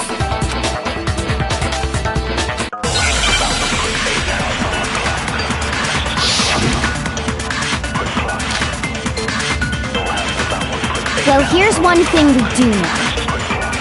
The first time we found Hifumi's body was in the nurse's office. And then, while me and Celeste were in the bathroom, his body disappeared. And the next time we saw his body, it was in the repository.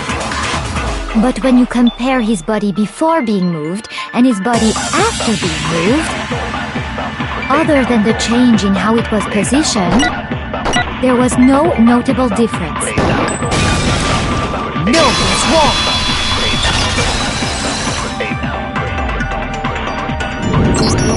In fact, there was one clear difference between Hifumi in the nurse's office and the repository. His glasses. That fact alone proves that he was only playing dead in the beginning. Perhaps you'd like to fill the rest of us in? When we found Hifumi in the nurse's office, his glasses were covered with blood. But when we found him again later in the repository, they were spotless. And I found the item he used to wipe them clean in the nurse's office trash can.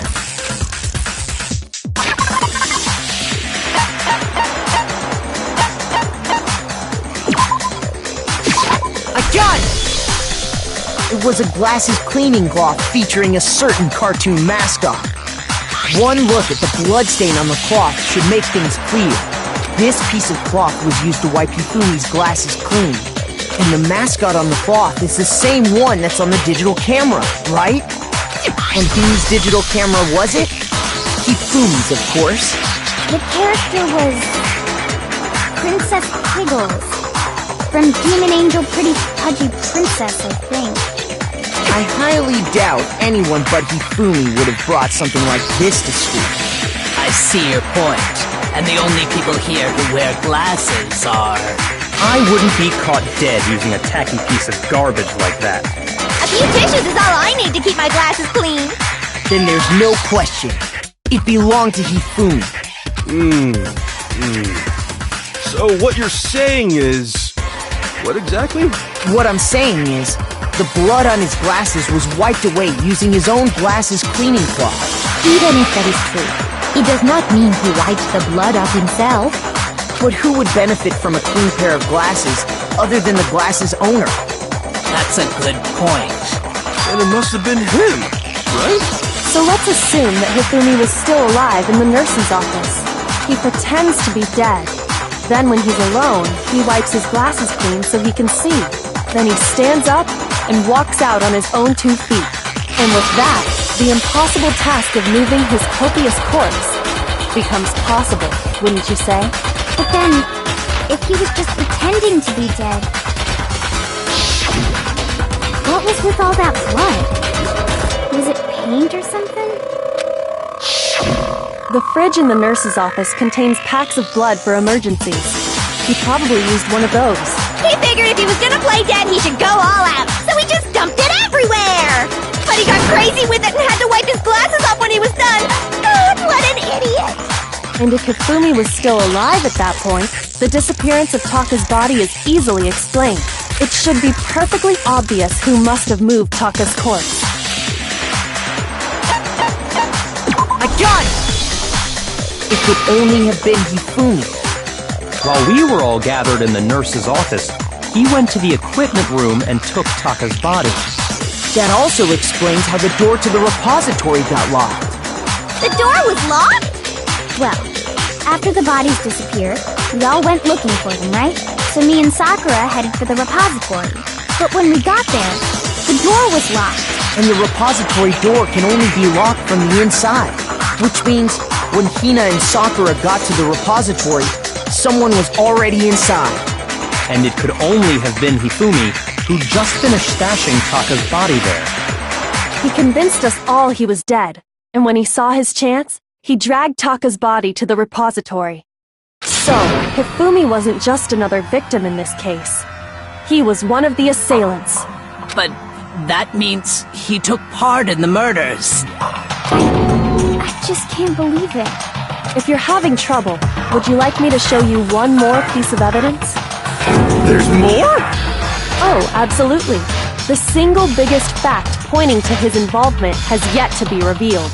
You know what I'm talking about, right, Makoto? The item he took off of Taka's lifeless body?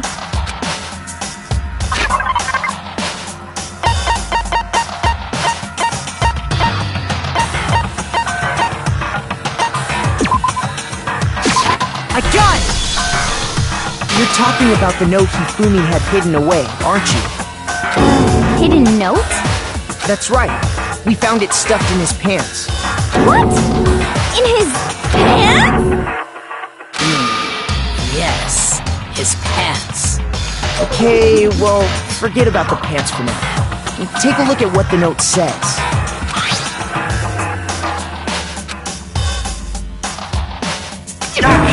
That's the note I was telling you about. The one that told me where to go.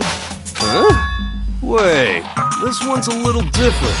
In my note it said, Monokuma can't find out, so don't tell anyone else for now. Let's meet in the rec room at 1 a.m. I see. Then this note isn't the same one Hiro got. It's not the same? In other words, the killer got in touch with another person besides Hiro. And that person could only have been... I got it! That's right! Taka! The killer used this note to draw out Taka and murder him. Hello? Over here! Objection! Objection! I don't really understand what's going on, but Hifumi had that letter, right? So whoever wrote it wasn't drawing out TikTok, they were drawing out Huffy! Just to be clear, TikTok is Taka and Huffy is Hifumi, right? Ugh! Yes! Why must you ruin it every time?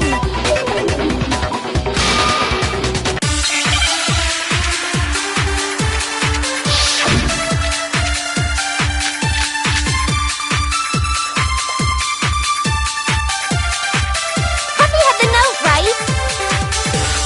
Then the person it was intended for must have been Huffy! But remember what the note said. What time did it say to meet? 6 a.m., I believe. The time doesn't matter! The note has nothing to do with TikTok!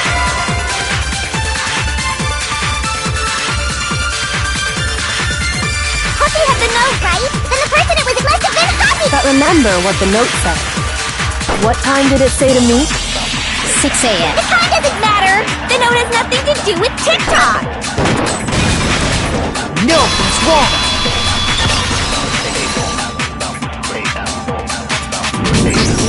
No, there absolutely is a connection. What the hell are you talking about? The note said to meet at 6 a.m., which is the same time Taka was murdered. You've already proven that using his wristwatch. But there's more. Look where the note says to meet. The equipment room, right? Which is where Taka was killed. I see. So, Taka was murdered at both the time and place written in the note. I think that should be plenty to show that this note was definitely meant for Taka. Well, when you put it like that... No further objections! Then someone used that note to trick Taka. Just the same as me. The culprit really is a cold-blooded monster. Telling people they found a way out. But if they gave the note to Taka, what was Hifumi doing with it? Stuffed down his pants, no less! Most likely, Hifumi stole it off Taka's corpse after he died. Huh? He stole it? Where's your proof? Go ahead, show us.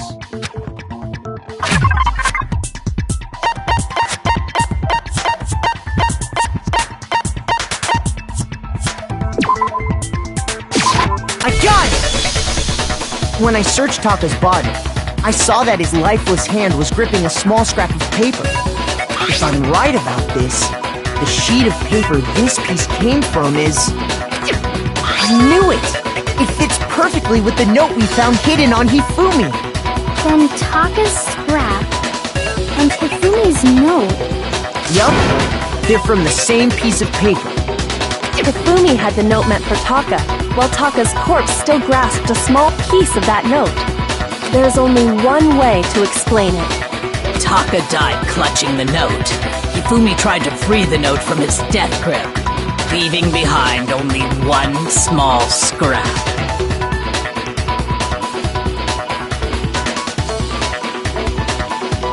Did I get all that right? That means Hifumi knew the note was important. Exactly, which proves that he was an accomplice in the murder. Whoa. Yeah. After seeing all this, Hifumi was super involved in this whole thing for sure. In fact, he was behind the whole thing. In fact, he's still alive! Sorry, no. When we found him in the repository, Hifumi was truly and completely dead. The second body discovery announcement proves that. So then, who killed Hifumi? Whoever did is the mastermind, the true killer. He was killed in the repository, so he must have been killed not long after transporting Taka's body. So, he must have been killed after Taka's body vanished, but before we found both bodies in the repository. During that time, we'd all split up and were searching for Taka's missing body. In other words, during that time, none of us have alibis. Wait, but me and Sakura were together. Stop trying to steal the spotlight, you stupid walrus! Who are you calling a walrus? Anyway, when they were killed bothers me too. But there's something that's been bothering me even more. And what might that be? The weapon they used to kill Hifumi! The weapon? Yeah, because I mean, according to the Monokuma file, the way Taka and Hifumi were killed was almost the same, with them having similar fractures and all. But Justice Hammer 3 and 4 were still laying around in the nurse's office and equipment room, right?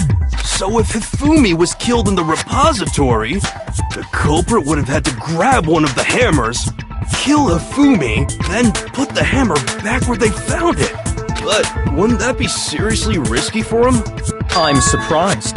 It seems there's some semblance of a brain knocking around that skull of yours after all. Hell yeah, it's packed in there good and tight.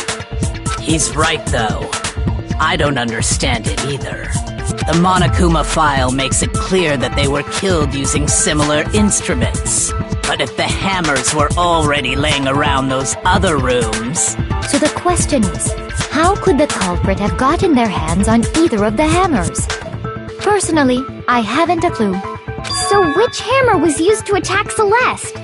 Number 1 or number 2? Those were accounted for in other rooms too. And I don't think either one is big enough to kill someone. Then, Is it not possible they used a different weapon? I don't think it is possible. They were both killed with the same kind of thing, right? So then, what was used to kill Hifumi?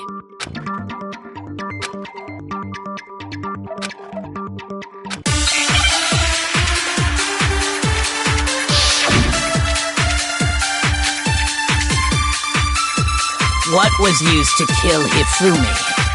Was it Justice Hammer 3? Maybe Justice Hammer 4? Well, whatever it was, there's one thing we have to figure out. How was the culprit able to move around so freely with the weapon? how did nobody witness them carrying it? Sounds like a Justice Hammer 5 is about to make its appearance! Shoot! What was used wasn't just maybe justice. Well, there's one, how was the culprit? How did nobody witness them? Sounds like a Justice Hammer 5 is about to make its appearance! Check out murdergear.com/hammertime for more info! Well, one thing seems pretty clear. The murder weapon had to be one of the Justice... No, it's wrong!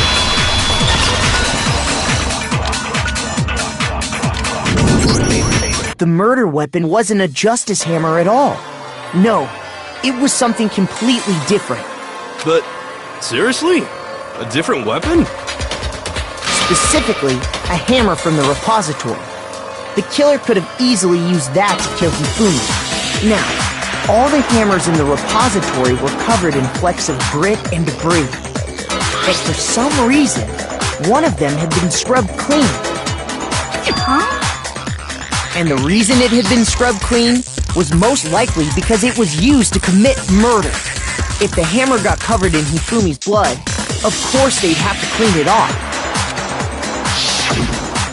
I'd also like to point out that the repository has all kinds of hammers. Big ones, small ones, and even some flat mallet-like ones. I think whoever made the Justice Hammers used those as a basis for their design. If that's true, that would explain the Monokuma file's note about the wounds being similar. So Hifumi moved Taka's body to the repository, where someone then used a hammer to kill him. And whoever did that is the true killer. The one Hifumi was working with. And the one who betrayed him. Hold on a moment. I still think it's strange to assume someone was working together with him. The way the graduation rule works, there is no benefit to helping someone else carry out a murder. So the idea that anyone would work together like that is simply ludicrous. We talked about this, did we not?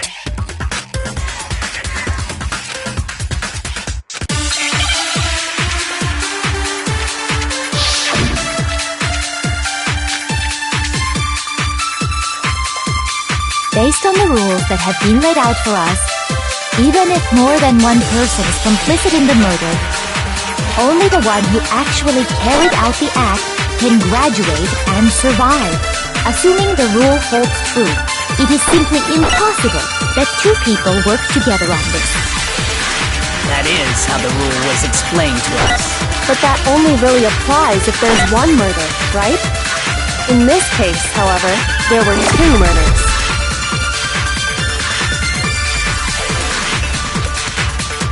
Based on the rules that have been laid out for us, even if more than one person is complicit in the murder, only the one who actually carried out the act can graduate and survive.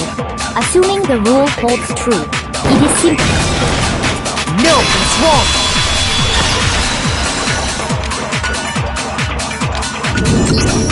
Since there were two murders, it's at least plausible that more than one person was involved. What do you mean? If there'd only been one murder, then yes, the idea of an accomplice isn't really worth considering.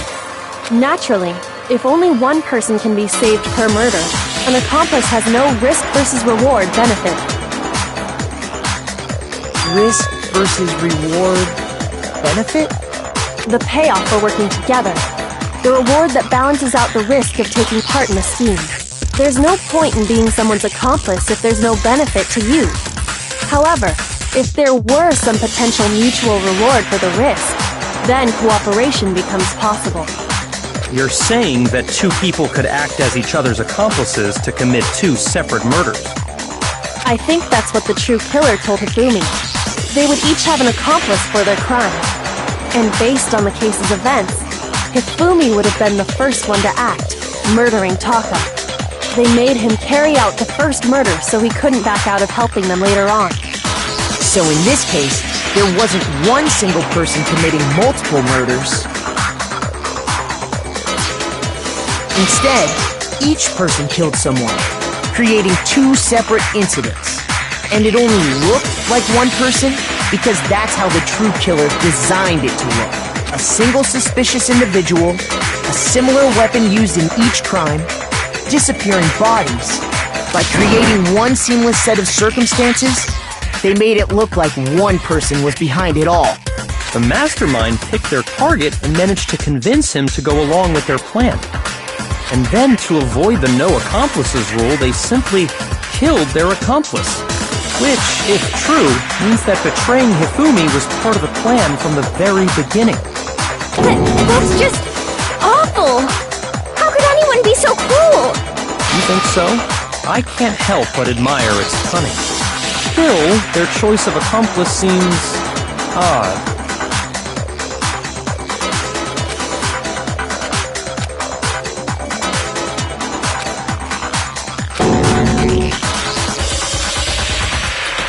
I understand how an accomplice could be involved. But then, who was the one pulling Hifumi's strings? That's problem numero uno right now!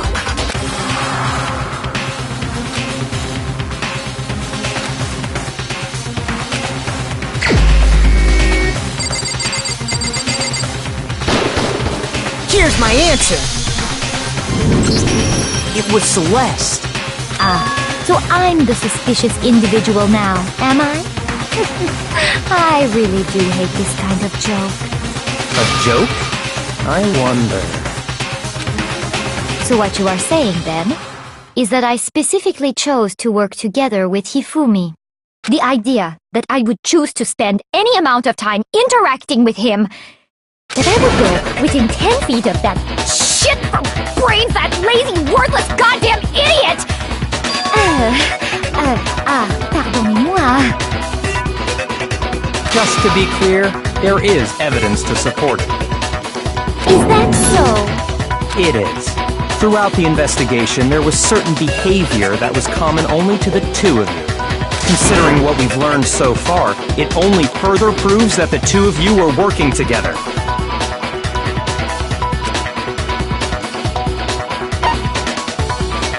I got it! The behavior they had in common has to do with the suspicious individual in the suit, doesn't it?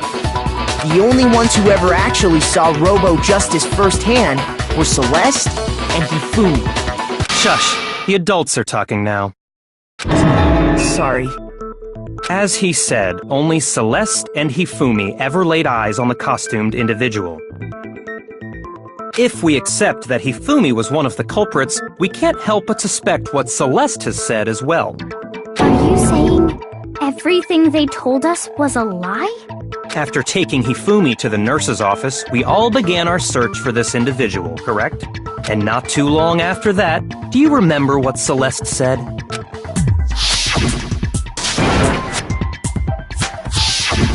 We headed to the second floor specifically because of what she claimed to have seen. Next, to draw us all to the physics lab up on the third floor, She let out a blood-curdling scream. and when we'd all come to see what was wrong, what was it she said?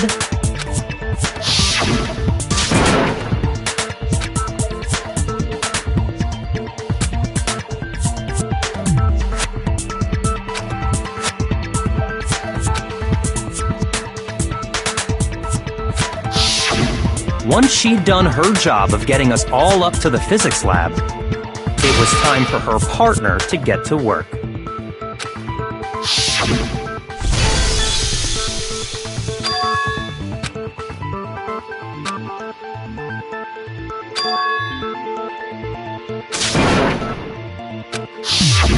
It was to get us to divide into two groups, so that we would discover both bodies at the same time? In fact, Celeste was precisely the one who proposed that we split up.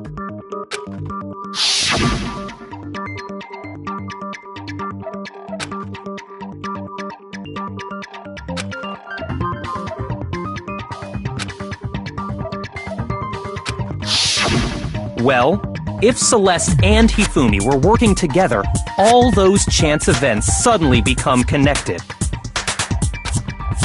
And on top of that, that piercing cry of yours early on.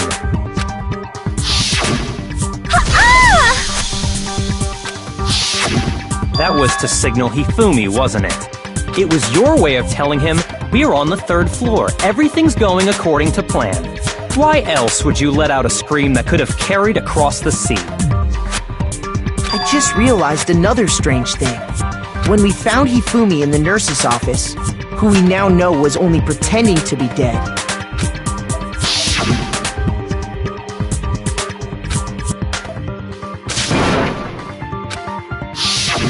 Celeste, you were the first one to say he'd been murdered.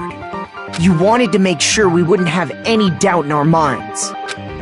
I don't believe it! Everything! The whole thing was one big act! Hina, you were with Celeste when Hifumi's body disappeared, right? Yeah? I was feeling kinda sick, so Celeste took me to the bathroom. Wait! Then that was... She wasn't worried about you. She just saw a chance to help Hifumi sneak out of the nurse's office. Each piece isn't much by itself, but start putting them together and the picture gets very ugly indeed. Wouldn't you agree, Celeste? I have no idea what you mean. Don't bother trying to deny it. You made one fatal mistake. Oh, did I? I didn't even catch it myself when you first said it, but looking back, I can say that that one little slip-up was your undoing. What? I'm talking about what you said after Hifumi's body disappeared and we returned to the nurse's office.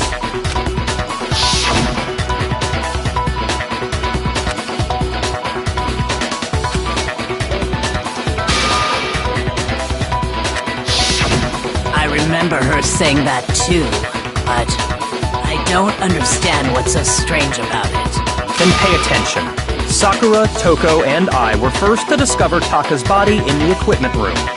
Then Makoto showed up and told us Hifumi had been killed, so Sakura and I left with Makoto.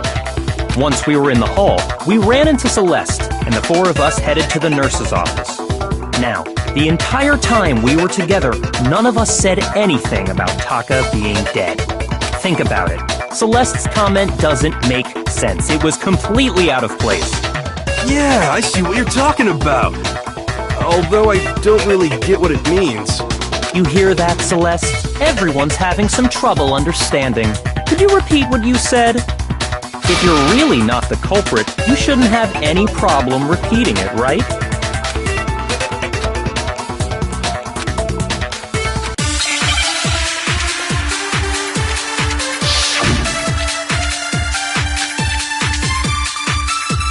All I said was, they must really be enjoying this. Enjoying the sight of us standing around, frightened and confused. They must be positively elated. We are all going to die here. We are going to die, just like those guys died. And that is all I said. And that's all it takes to finish this. It's obvious, isn't it, what was so strange about Celeste's comment?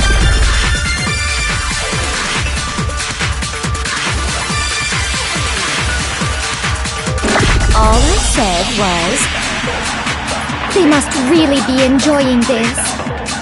Enjoying the sight of us standing around, frightened and confused. They must be positively elated. We are all going to die here. We are going to die.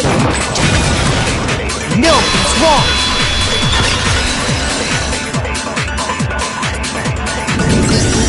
That's right. There's no reason Celeste should have said, just like those guys died. When she said that, none of us had told her Taka was dead. Exactly. And we didn't run into her until after we were all out in the hall. So there was never any chance for her to have seen his body in the equipment room for herself. So how did you know, Celeste?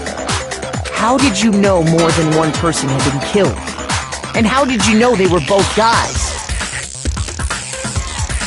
Because Kyoko had also disappeared, right? So she could have been dead too. You all have such vivid imaginations. You know that? Imaginations? You claim that I was lying when I told you about the suspicious person I saw. Then what about the picture I took? how do you explain this picture of the costumed villain dragging Hifumi away? It has to be some kind of setup, right? So let's put the suit on, and then she used the camera's timer to set up the picture. Have you so quickly forgotten?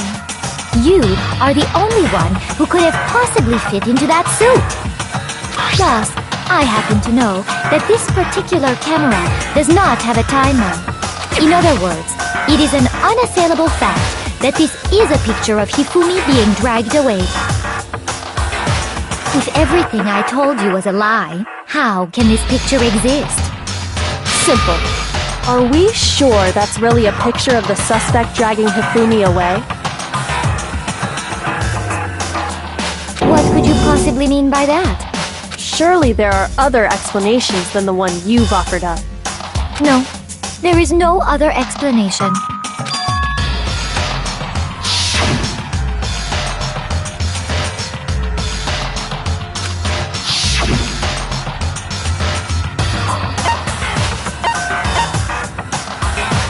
I got it! It's not a picture of the suspect dragging Hifumi away. I would say it's a picture of Hifumi dragging the suspect away. That's certainly within the realm of possibility. The one being dragged off in that picture isn't Hifumi, but the person in the robot suit. We've simply been led to believe that it's the other way around. And the strange costume might only exist to lead us astray even farther. If you saw someone wearing something like that in this situation, of course you'd notice and be suspicious. That's what happened! You put me to sleep and made me out to be the bad guy in all this! Such a thing.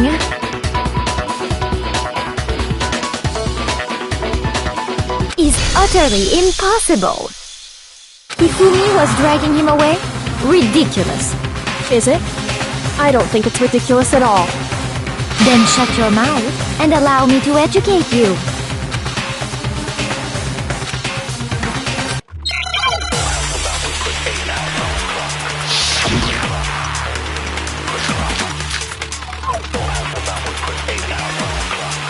You dressed me up in that suit after I passed out! Then you just draped me across Hifumi and had him carry my weight! You tried to make me look like the bad guy! Like I said, ridiculous. As you can see in the picture, the suspect is standing perfectly upright. If the person inside the suit was unconscious, there's no way they could stand up. No, it's wrong.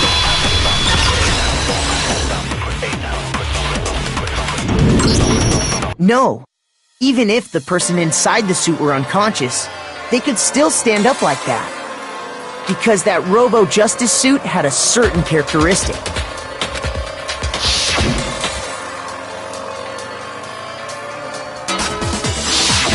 That's right! They totally made a mistake when they made it, so it couldn't bend at the waist. I'm not so sure that was a mistake. I think the suit was designed from the beginning to be used the way it was.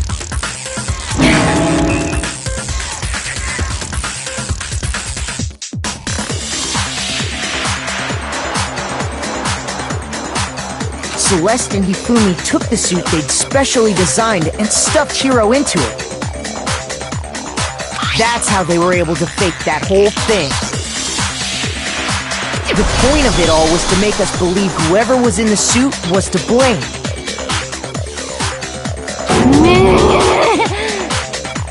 Well then, I suppose this is checkmate. Checkmate?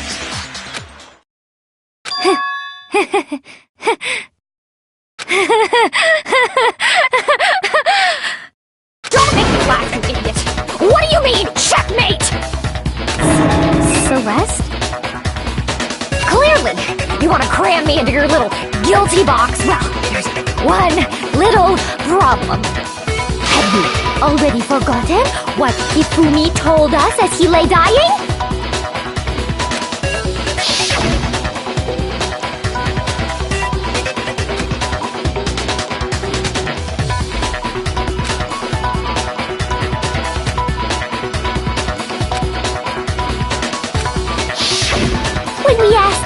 who had attacked him, his answer was quite clear, was it not? He said, and I quote, Yasuhiro. In other words, Yasuhiro Hatakure! Wait, but my name isn't really Yasuhiro! It's actually Taro!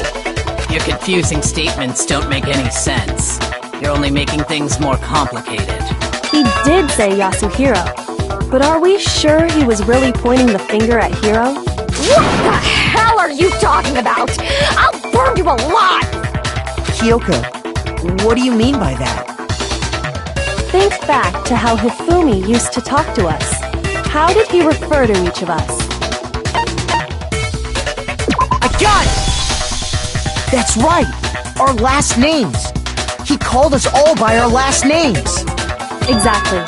I know I heard him say Mr. Naegi more than once, for example. So if Hifumi did mean to say Hiro's name, he would have said his last name, Hagakure. I'm sure it was just incidental. By chance, his first name. Indecent? Don't talk.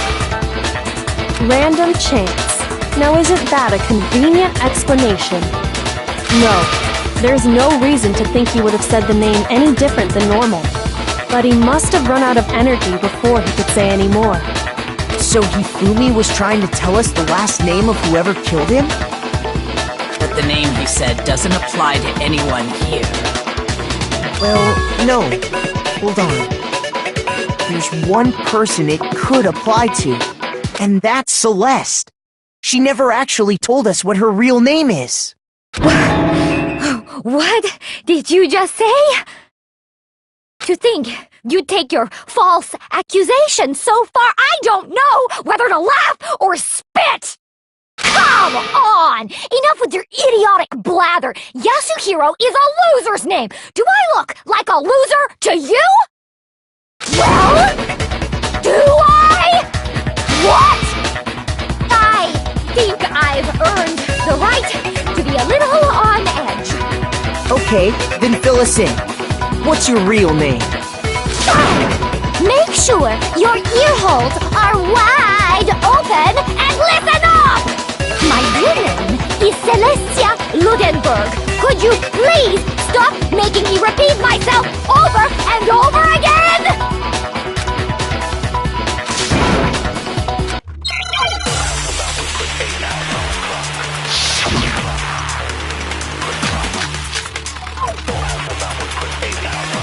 Hifumi was trying to tell us something. He wanted us to know the killer's last name, Yasuhiro. If there's one person here who might have that last name... It would have to be you, Celeste. You haven't told anyone what your real name is. How many times do I have to tell you? My name is... Celestia Ludenberg! God damn it! How long do you plan to go on pretending? I'm not pretending. It's the truth. And since you have no way to contradict me... No, it's wrong!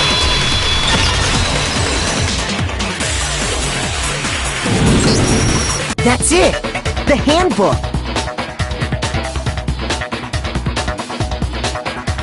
What? Anytime you turn your handbook on, it shows the owner's name when it boots up, right? Monokuma told us all about it before.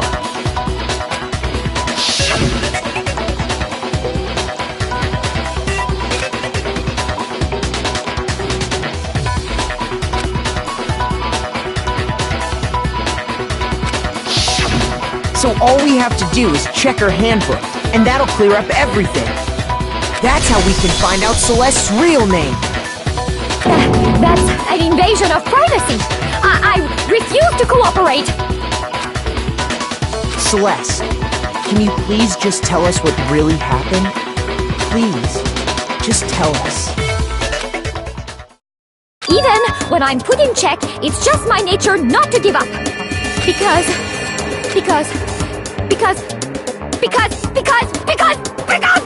until the game's over, you never know what might happen! Fine then. Let me settle it. Let me go over the case again, from the beginning, and shed light on all your crimes. And that'll bring everything to an end.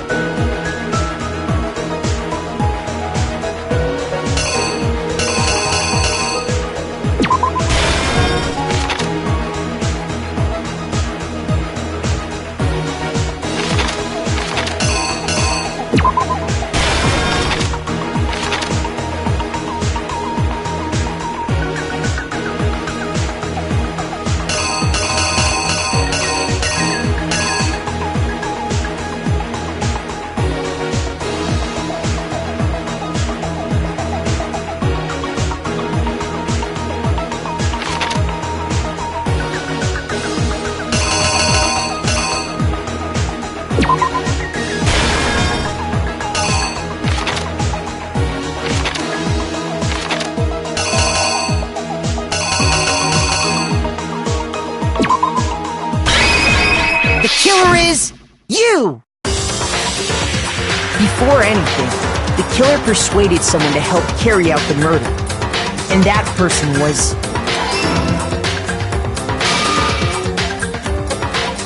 Hifumi. With an accomplice, the killer was able to execute a number of otherwise impossible schemes.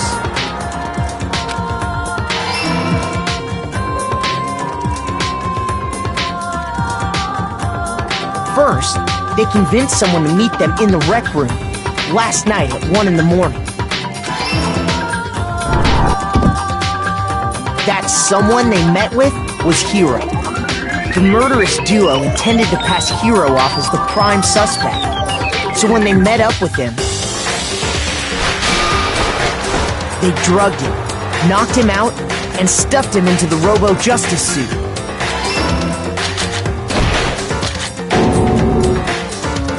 Next, Hifumi positioned himself to make it look like Robo-Justice was attacking him, while the killer used a digital camera to take pictures of the assault. They did all this just to create evidence that would put the suspicion on Hiro. When they were done with him, they shoved him, still unconscious, into the pool room locker.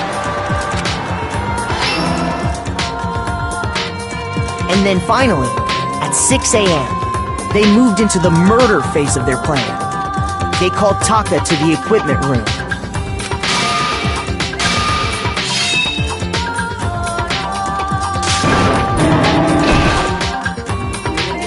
And that's where Hifumi killed him, making it the scene of the first murder. The murder weapon was Justice Hammer 4, which was left there in the equipment room. The reason Hammer number 4 was used was to create confusion about the order of the crimes. So, next they falsified 2 more assault incidents. For these attacks, the killers pretended to be the victims, to solidify Robo Justice as the suspect.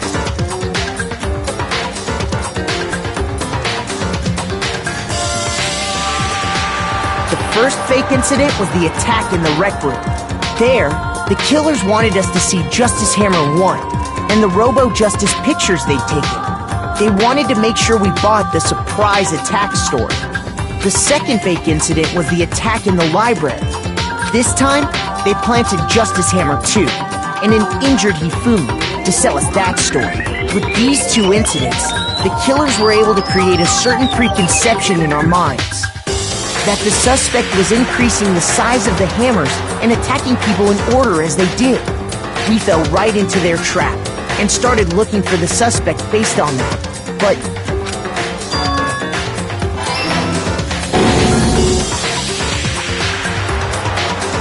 while we did that, we left Hifumi alone in the nurse's office.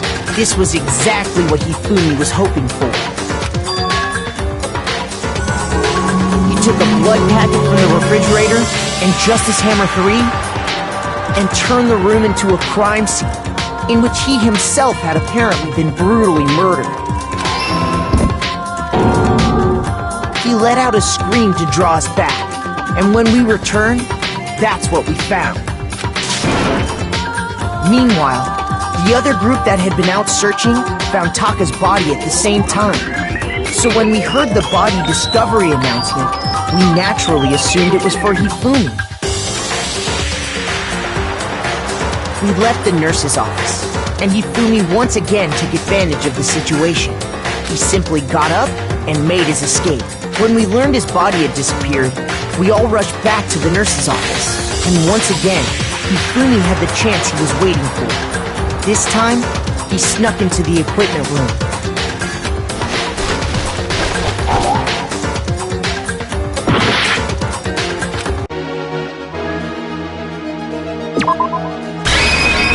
The killer is you! We left the nurse's office, and Hifumi once again took advantage of the situation. He simply got up and made his escape. When we learned his body had disappeared, we all rushed back to the nurse's office.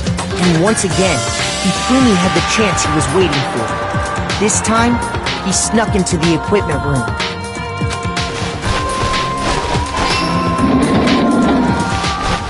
He wrapped Taka's body in a tarp and used the dolly to move it all the way down to the repository. That explains how each of the bodies disappeared.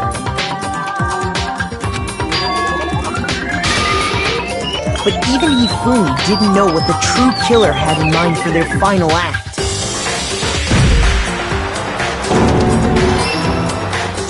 Their plan all along was to kill Hifumi and get rid of the one person who could betray them. And they did it using an ordinary, everyday hammer from the repository. That should cover everything that happened in this case. And the villain behind it all is...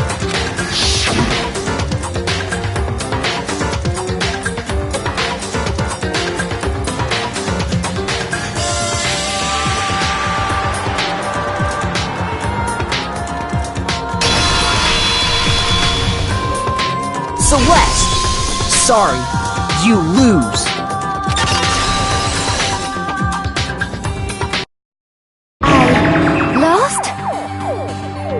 I lost?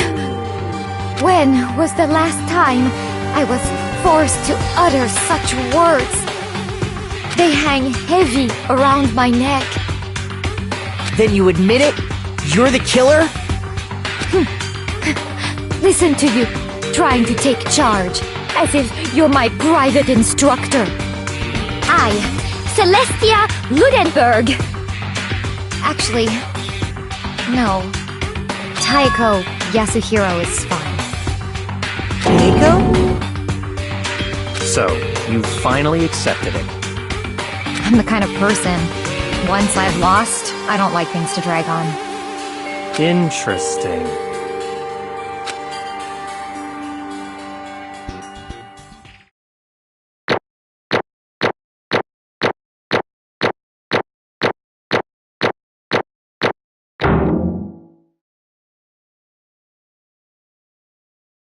Okay,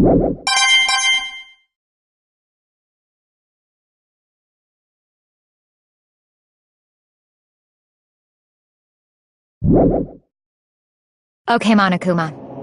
I'm ready to begin. Or, no. I suppose this is the end, isn't it?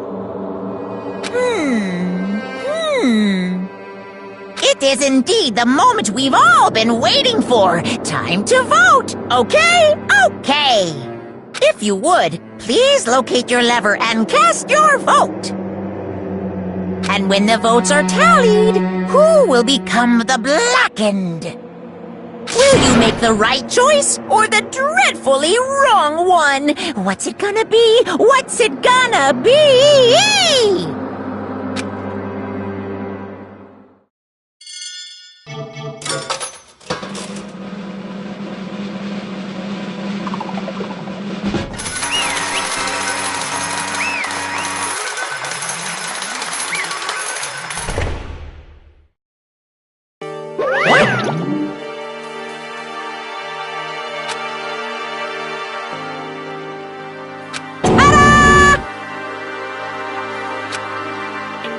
Honestly.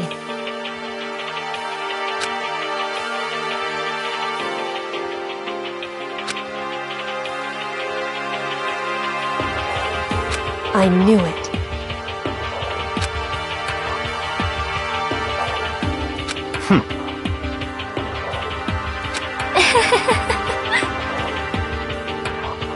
So then...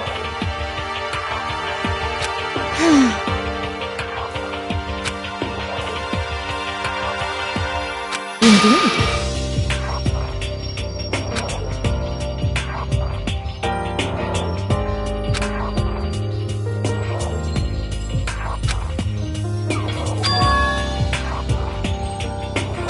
Say what? Just a second.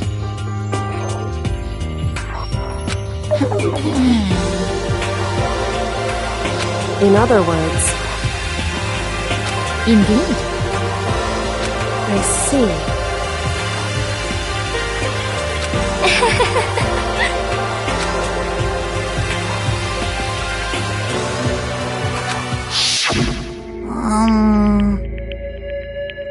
Actually...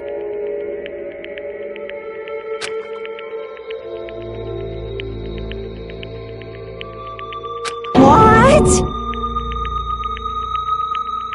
Are you okay with this?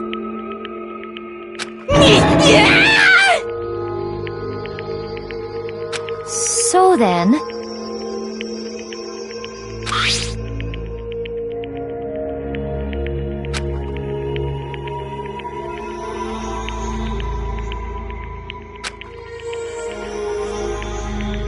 Damnation!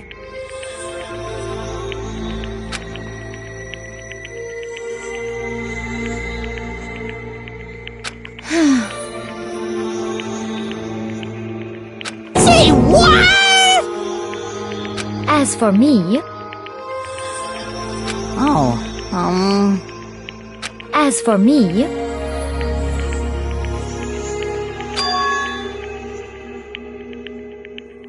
What?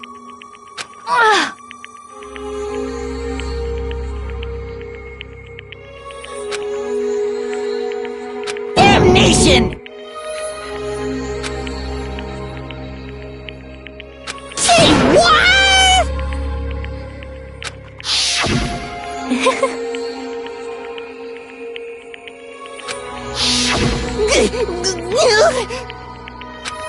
Completely unforgivable!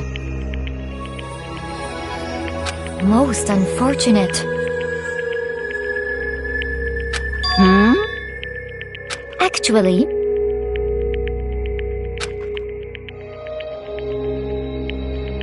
What?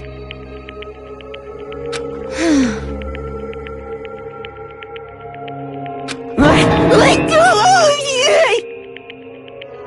Indeed.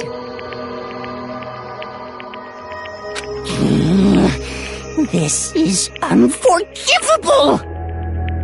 Completely unforgivable! Honestly.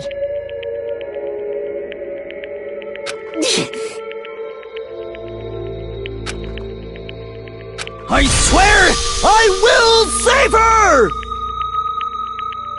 Actually...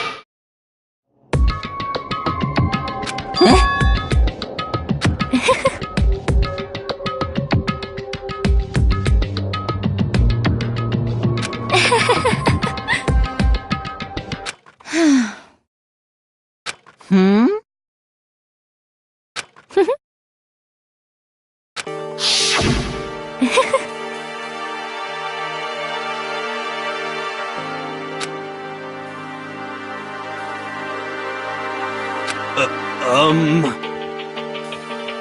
I see. Indeed.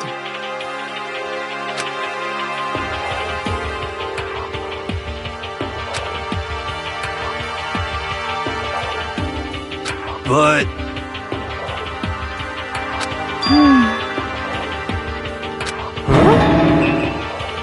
Let's see...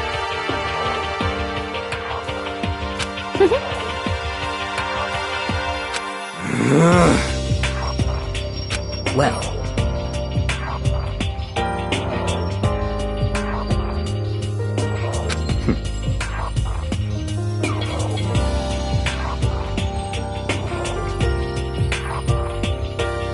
Are you okay with this?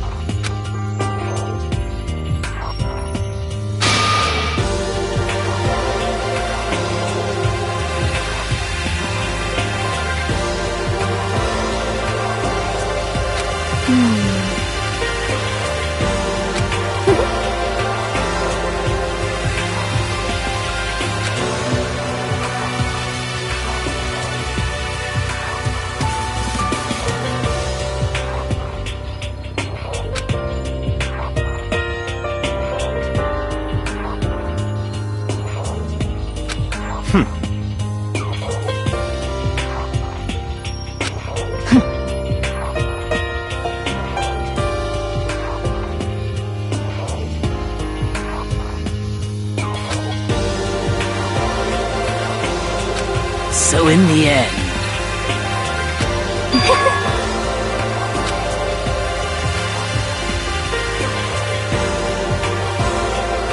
What the heck? Well... Don't be mean! I wonder about that. Why? What the heck?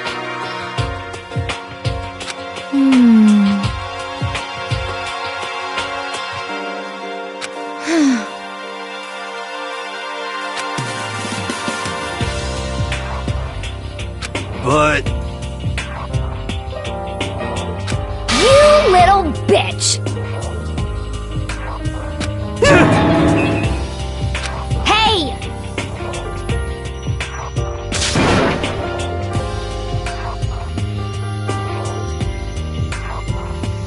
You little bitch!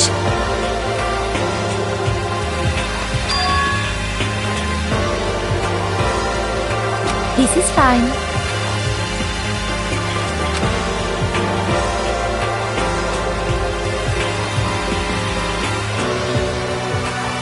Honestly.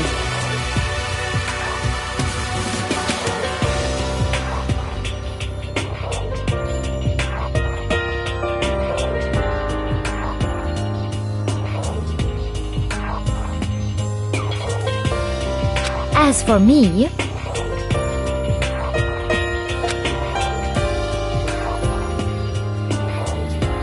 Isn't it wonderful?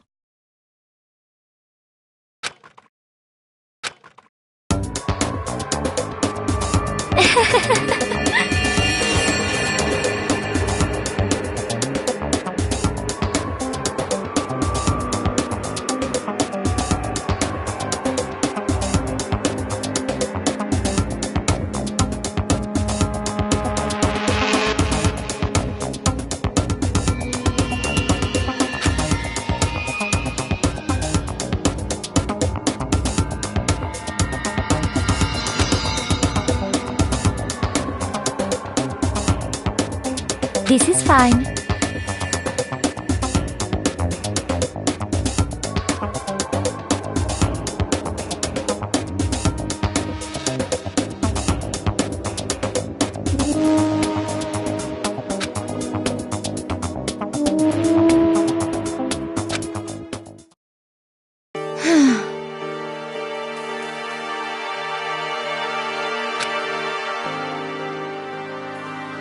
There is nothing to be done.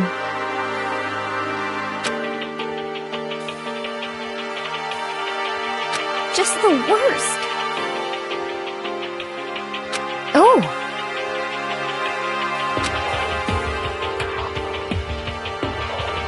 Do you understand?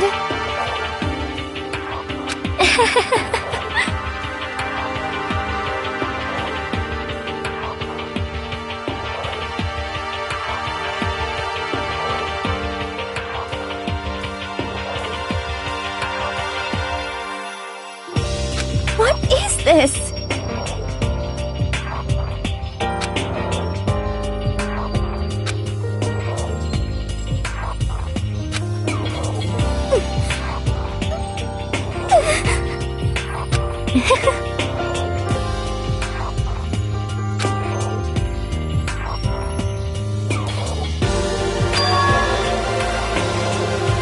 Yes, indeed.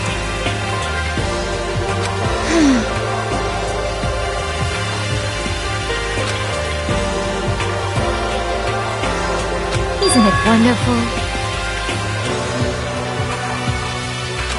Hey,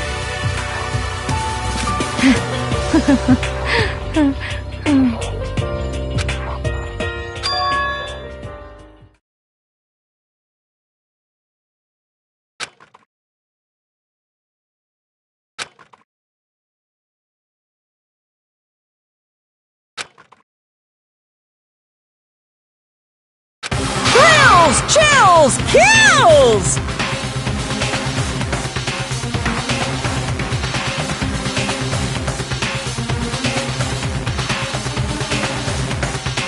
Now then, I prepared a very special punishment! Let's give it everything we've got! It's punishment time! I guess I'll let Kyoko hold on to this. What? Will it really give you the hope you're looking for? I can't say I ever saw it that way. Which is why... Actually, it's not important.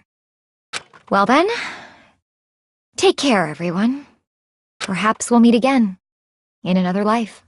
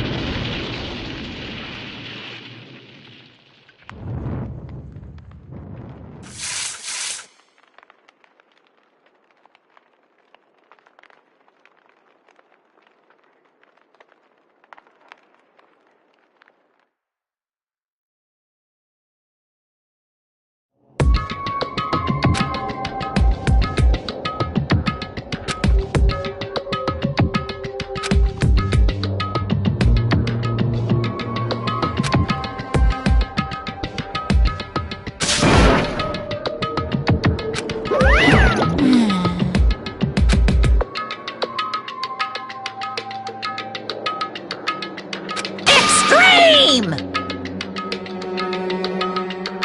What are you gonna do?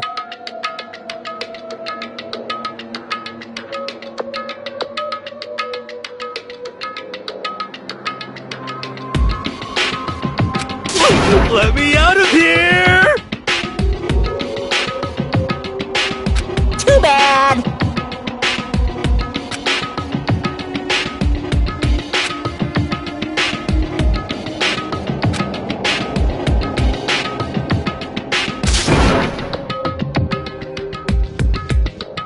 How strange.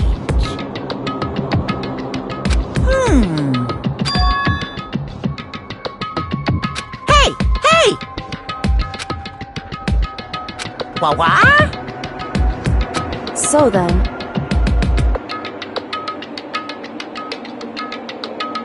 you...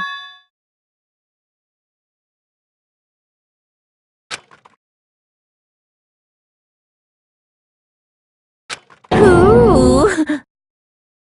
Hey,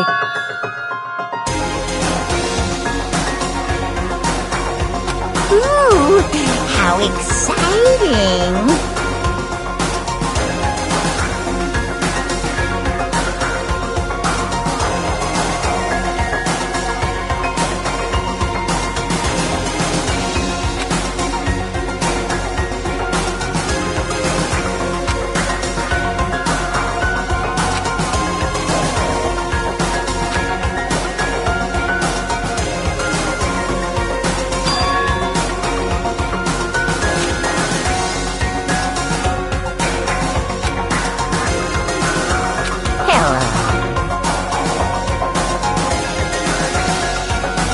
Well?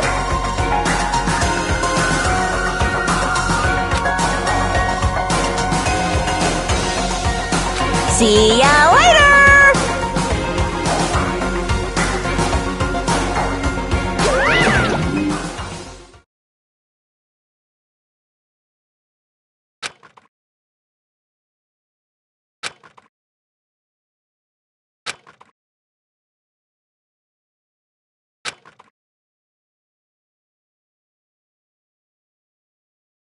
so...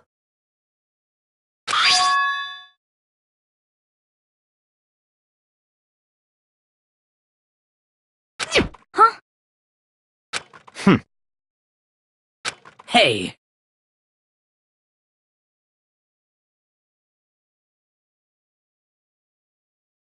Indeed.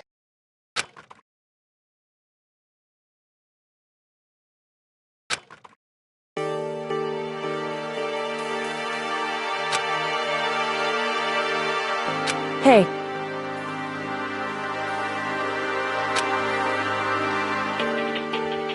What? so... Come on.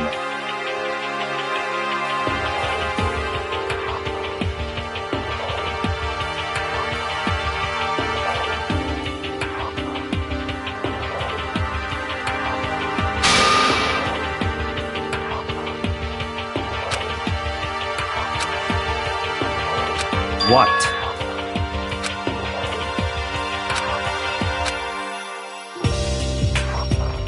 Goodbye.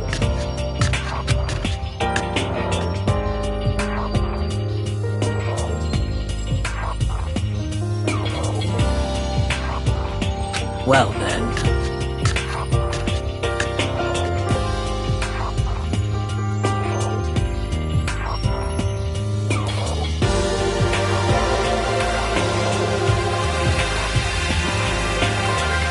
Yo!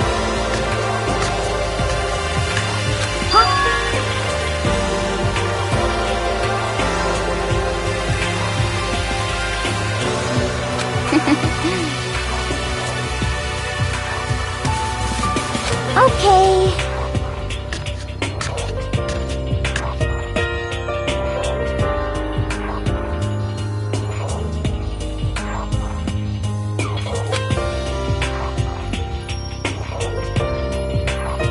Shall we go? So then,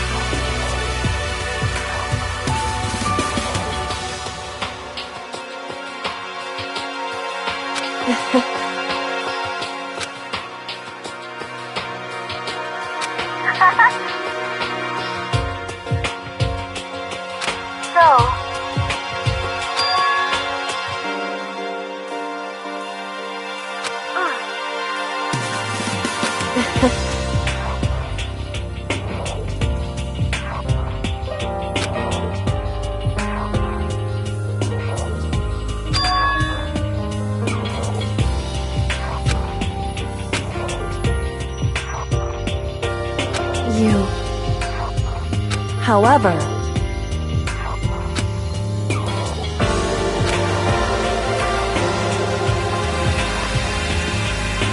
what?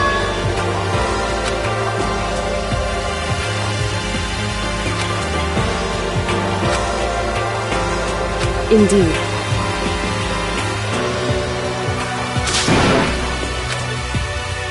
What?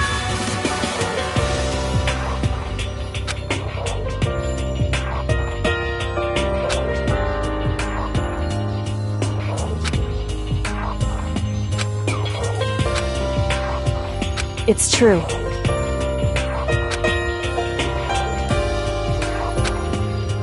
That's fine.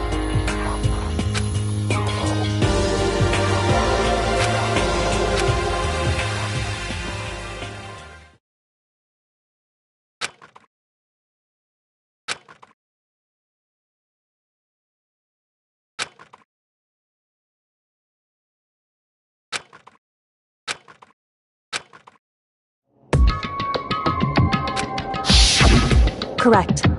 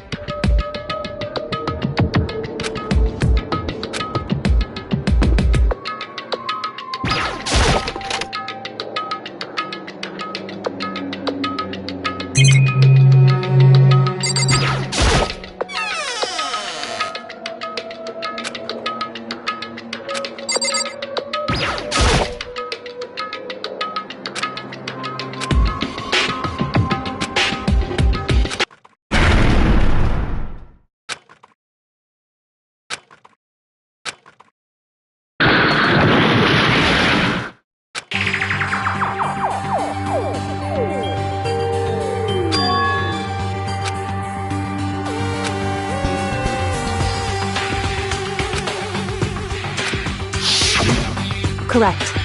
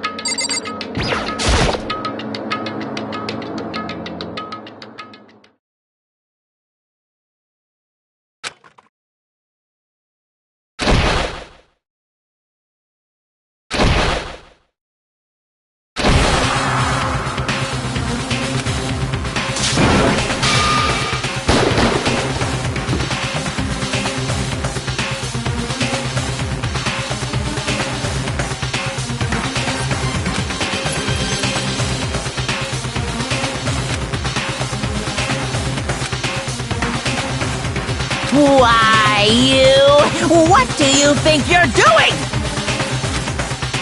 I asked you a question. What's the meaning of this? How dare you defy me? This wasn't part of the deal! I've made a decision. I will no longer retreat, no longer compromise, no longer regret. I've made my decision. I'm going to resist you. Okay. But you do realize what will happen if you go through with this, right? You haven't forgotten, have you? What I'm holding hostage?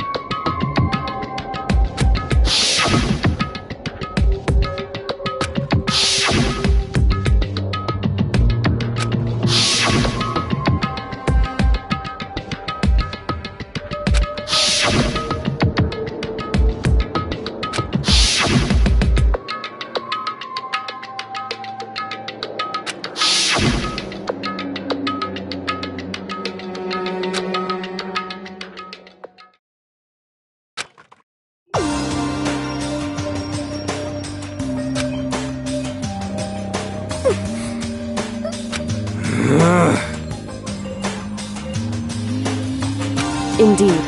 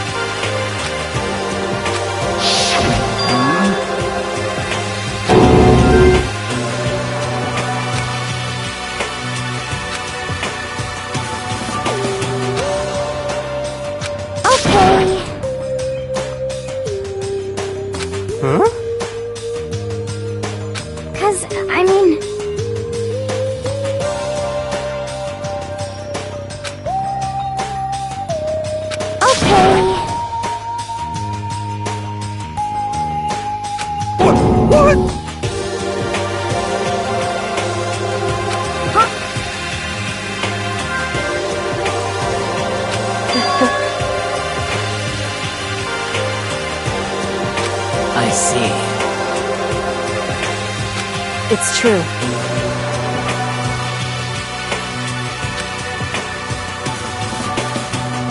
You got it! You know? For serious.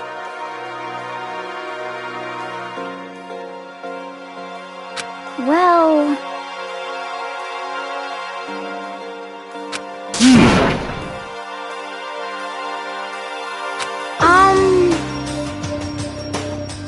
According to the spirits... However...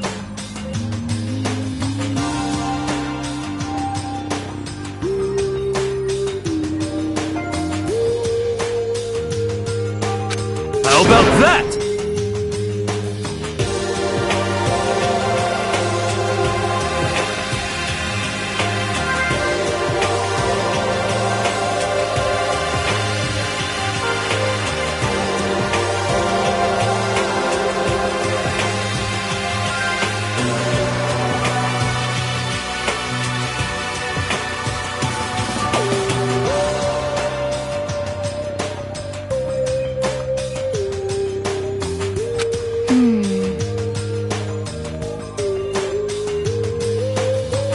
It's not like some occult mystery.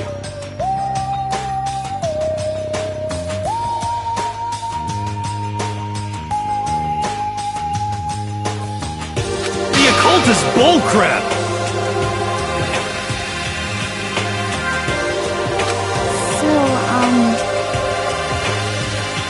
You got it all wrong!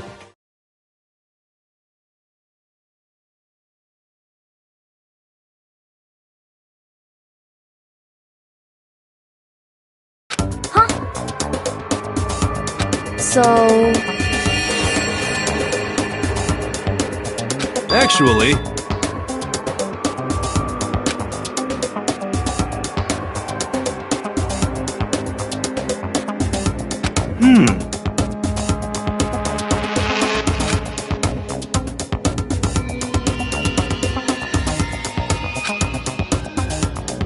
But... the end is nigh!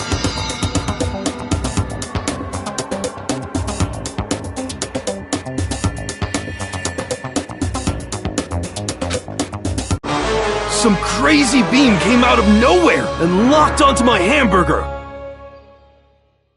And as soon as the beam touched it, the burger started floating in midair. And then, still floating there, the entire burger started coming apart. One part of it just vanished, while the rest fell back into my hand. Do you realize what that means?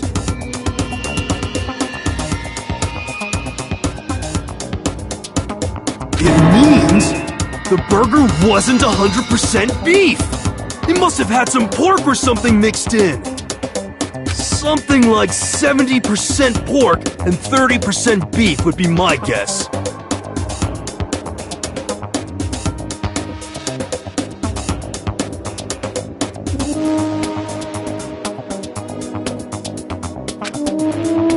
You can't trick me.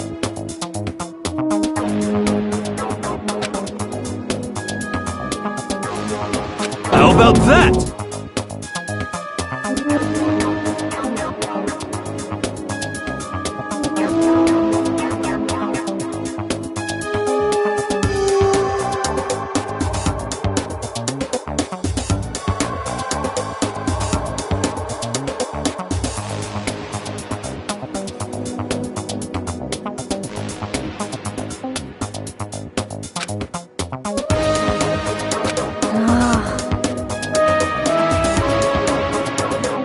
Don't be mean!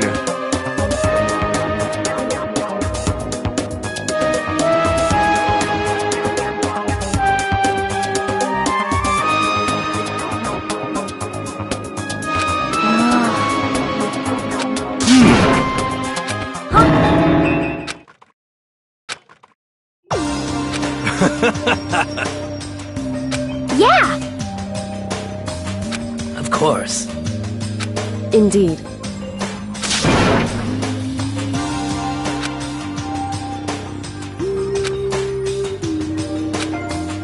Well,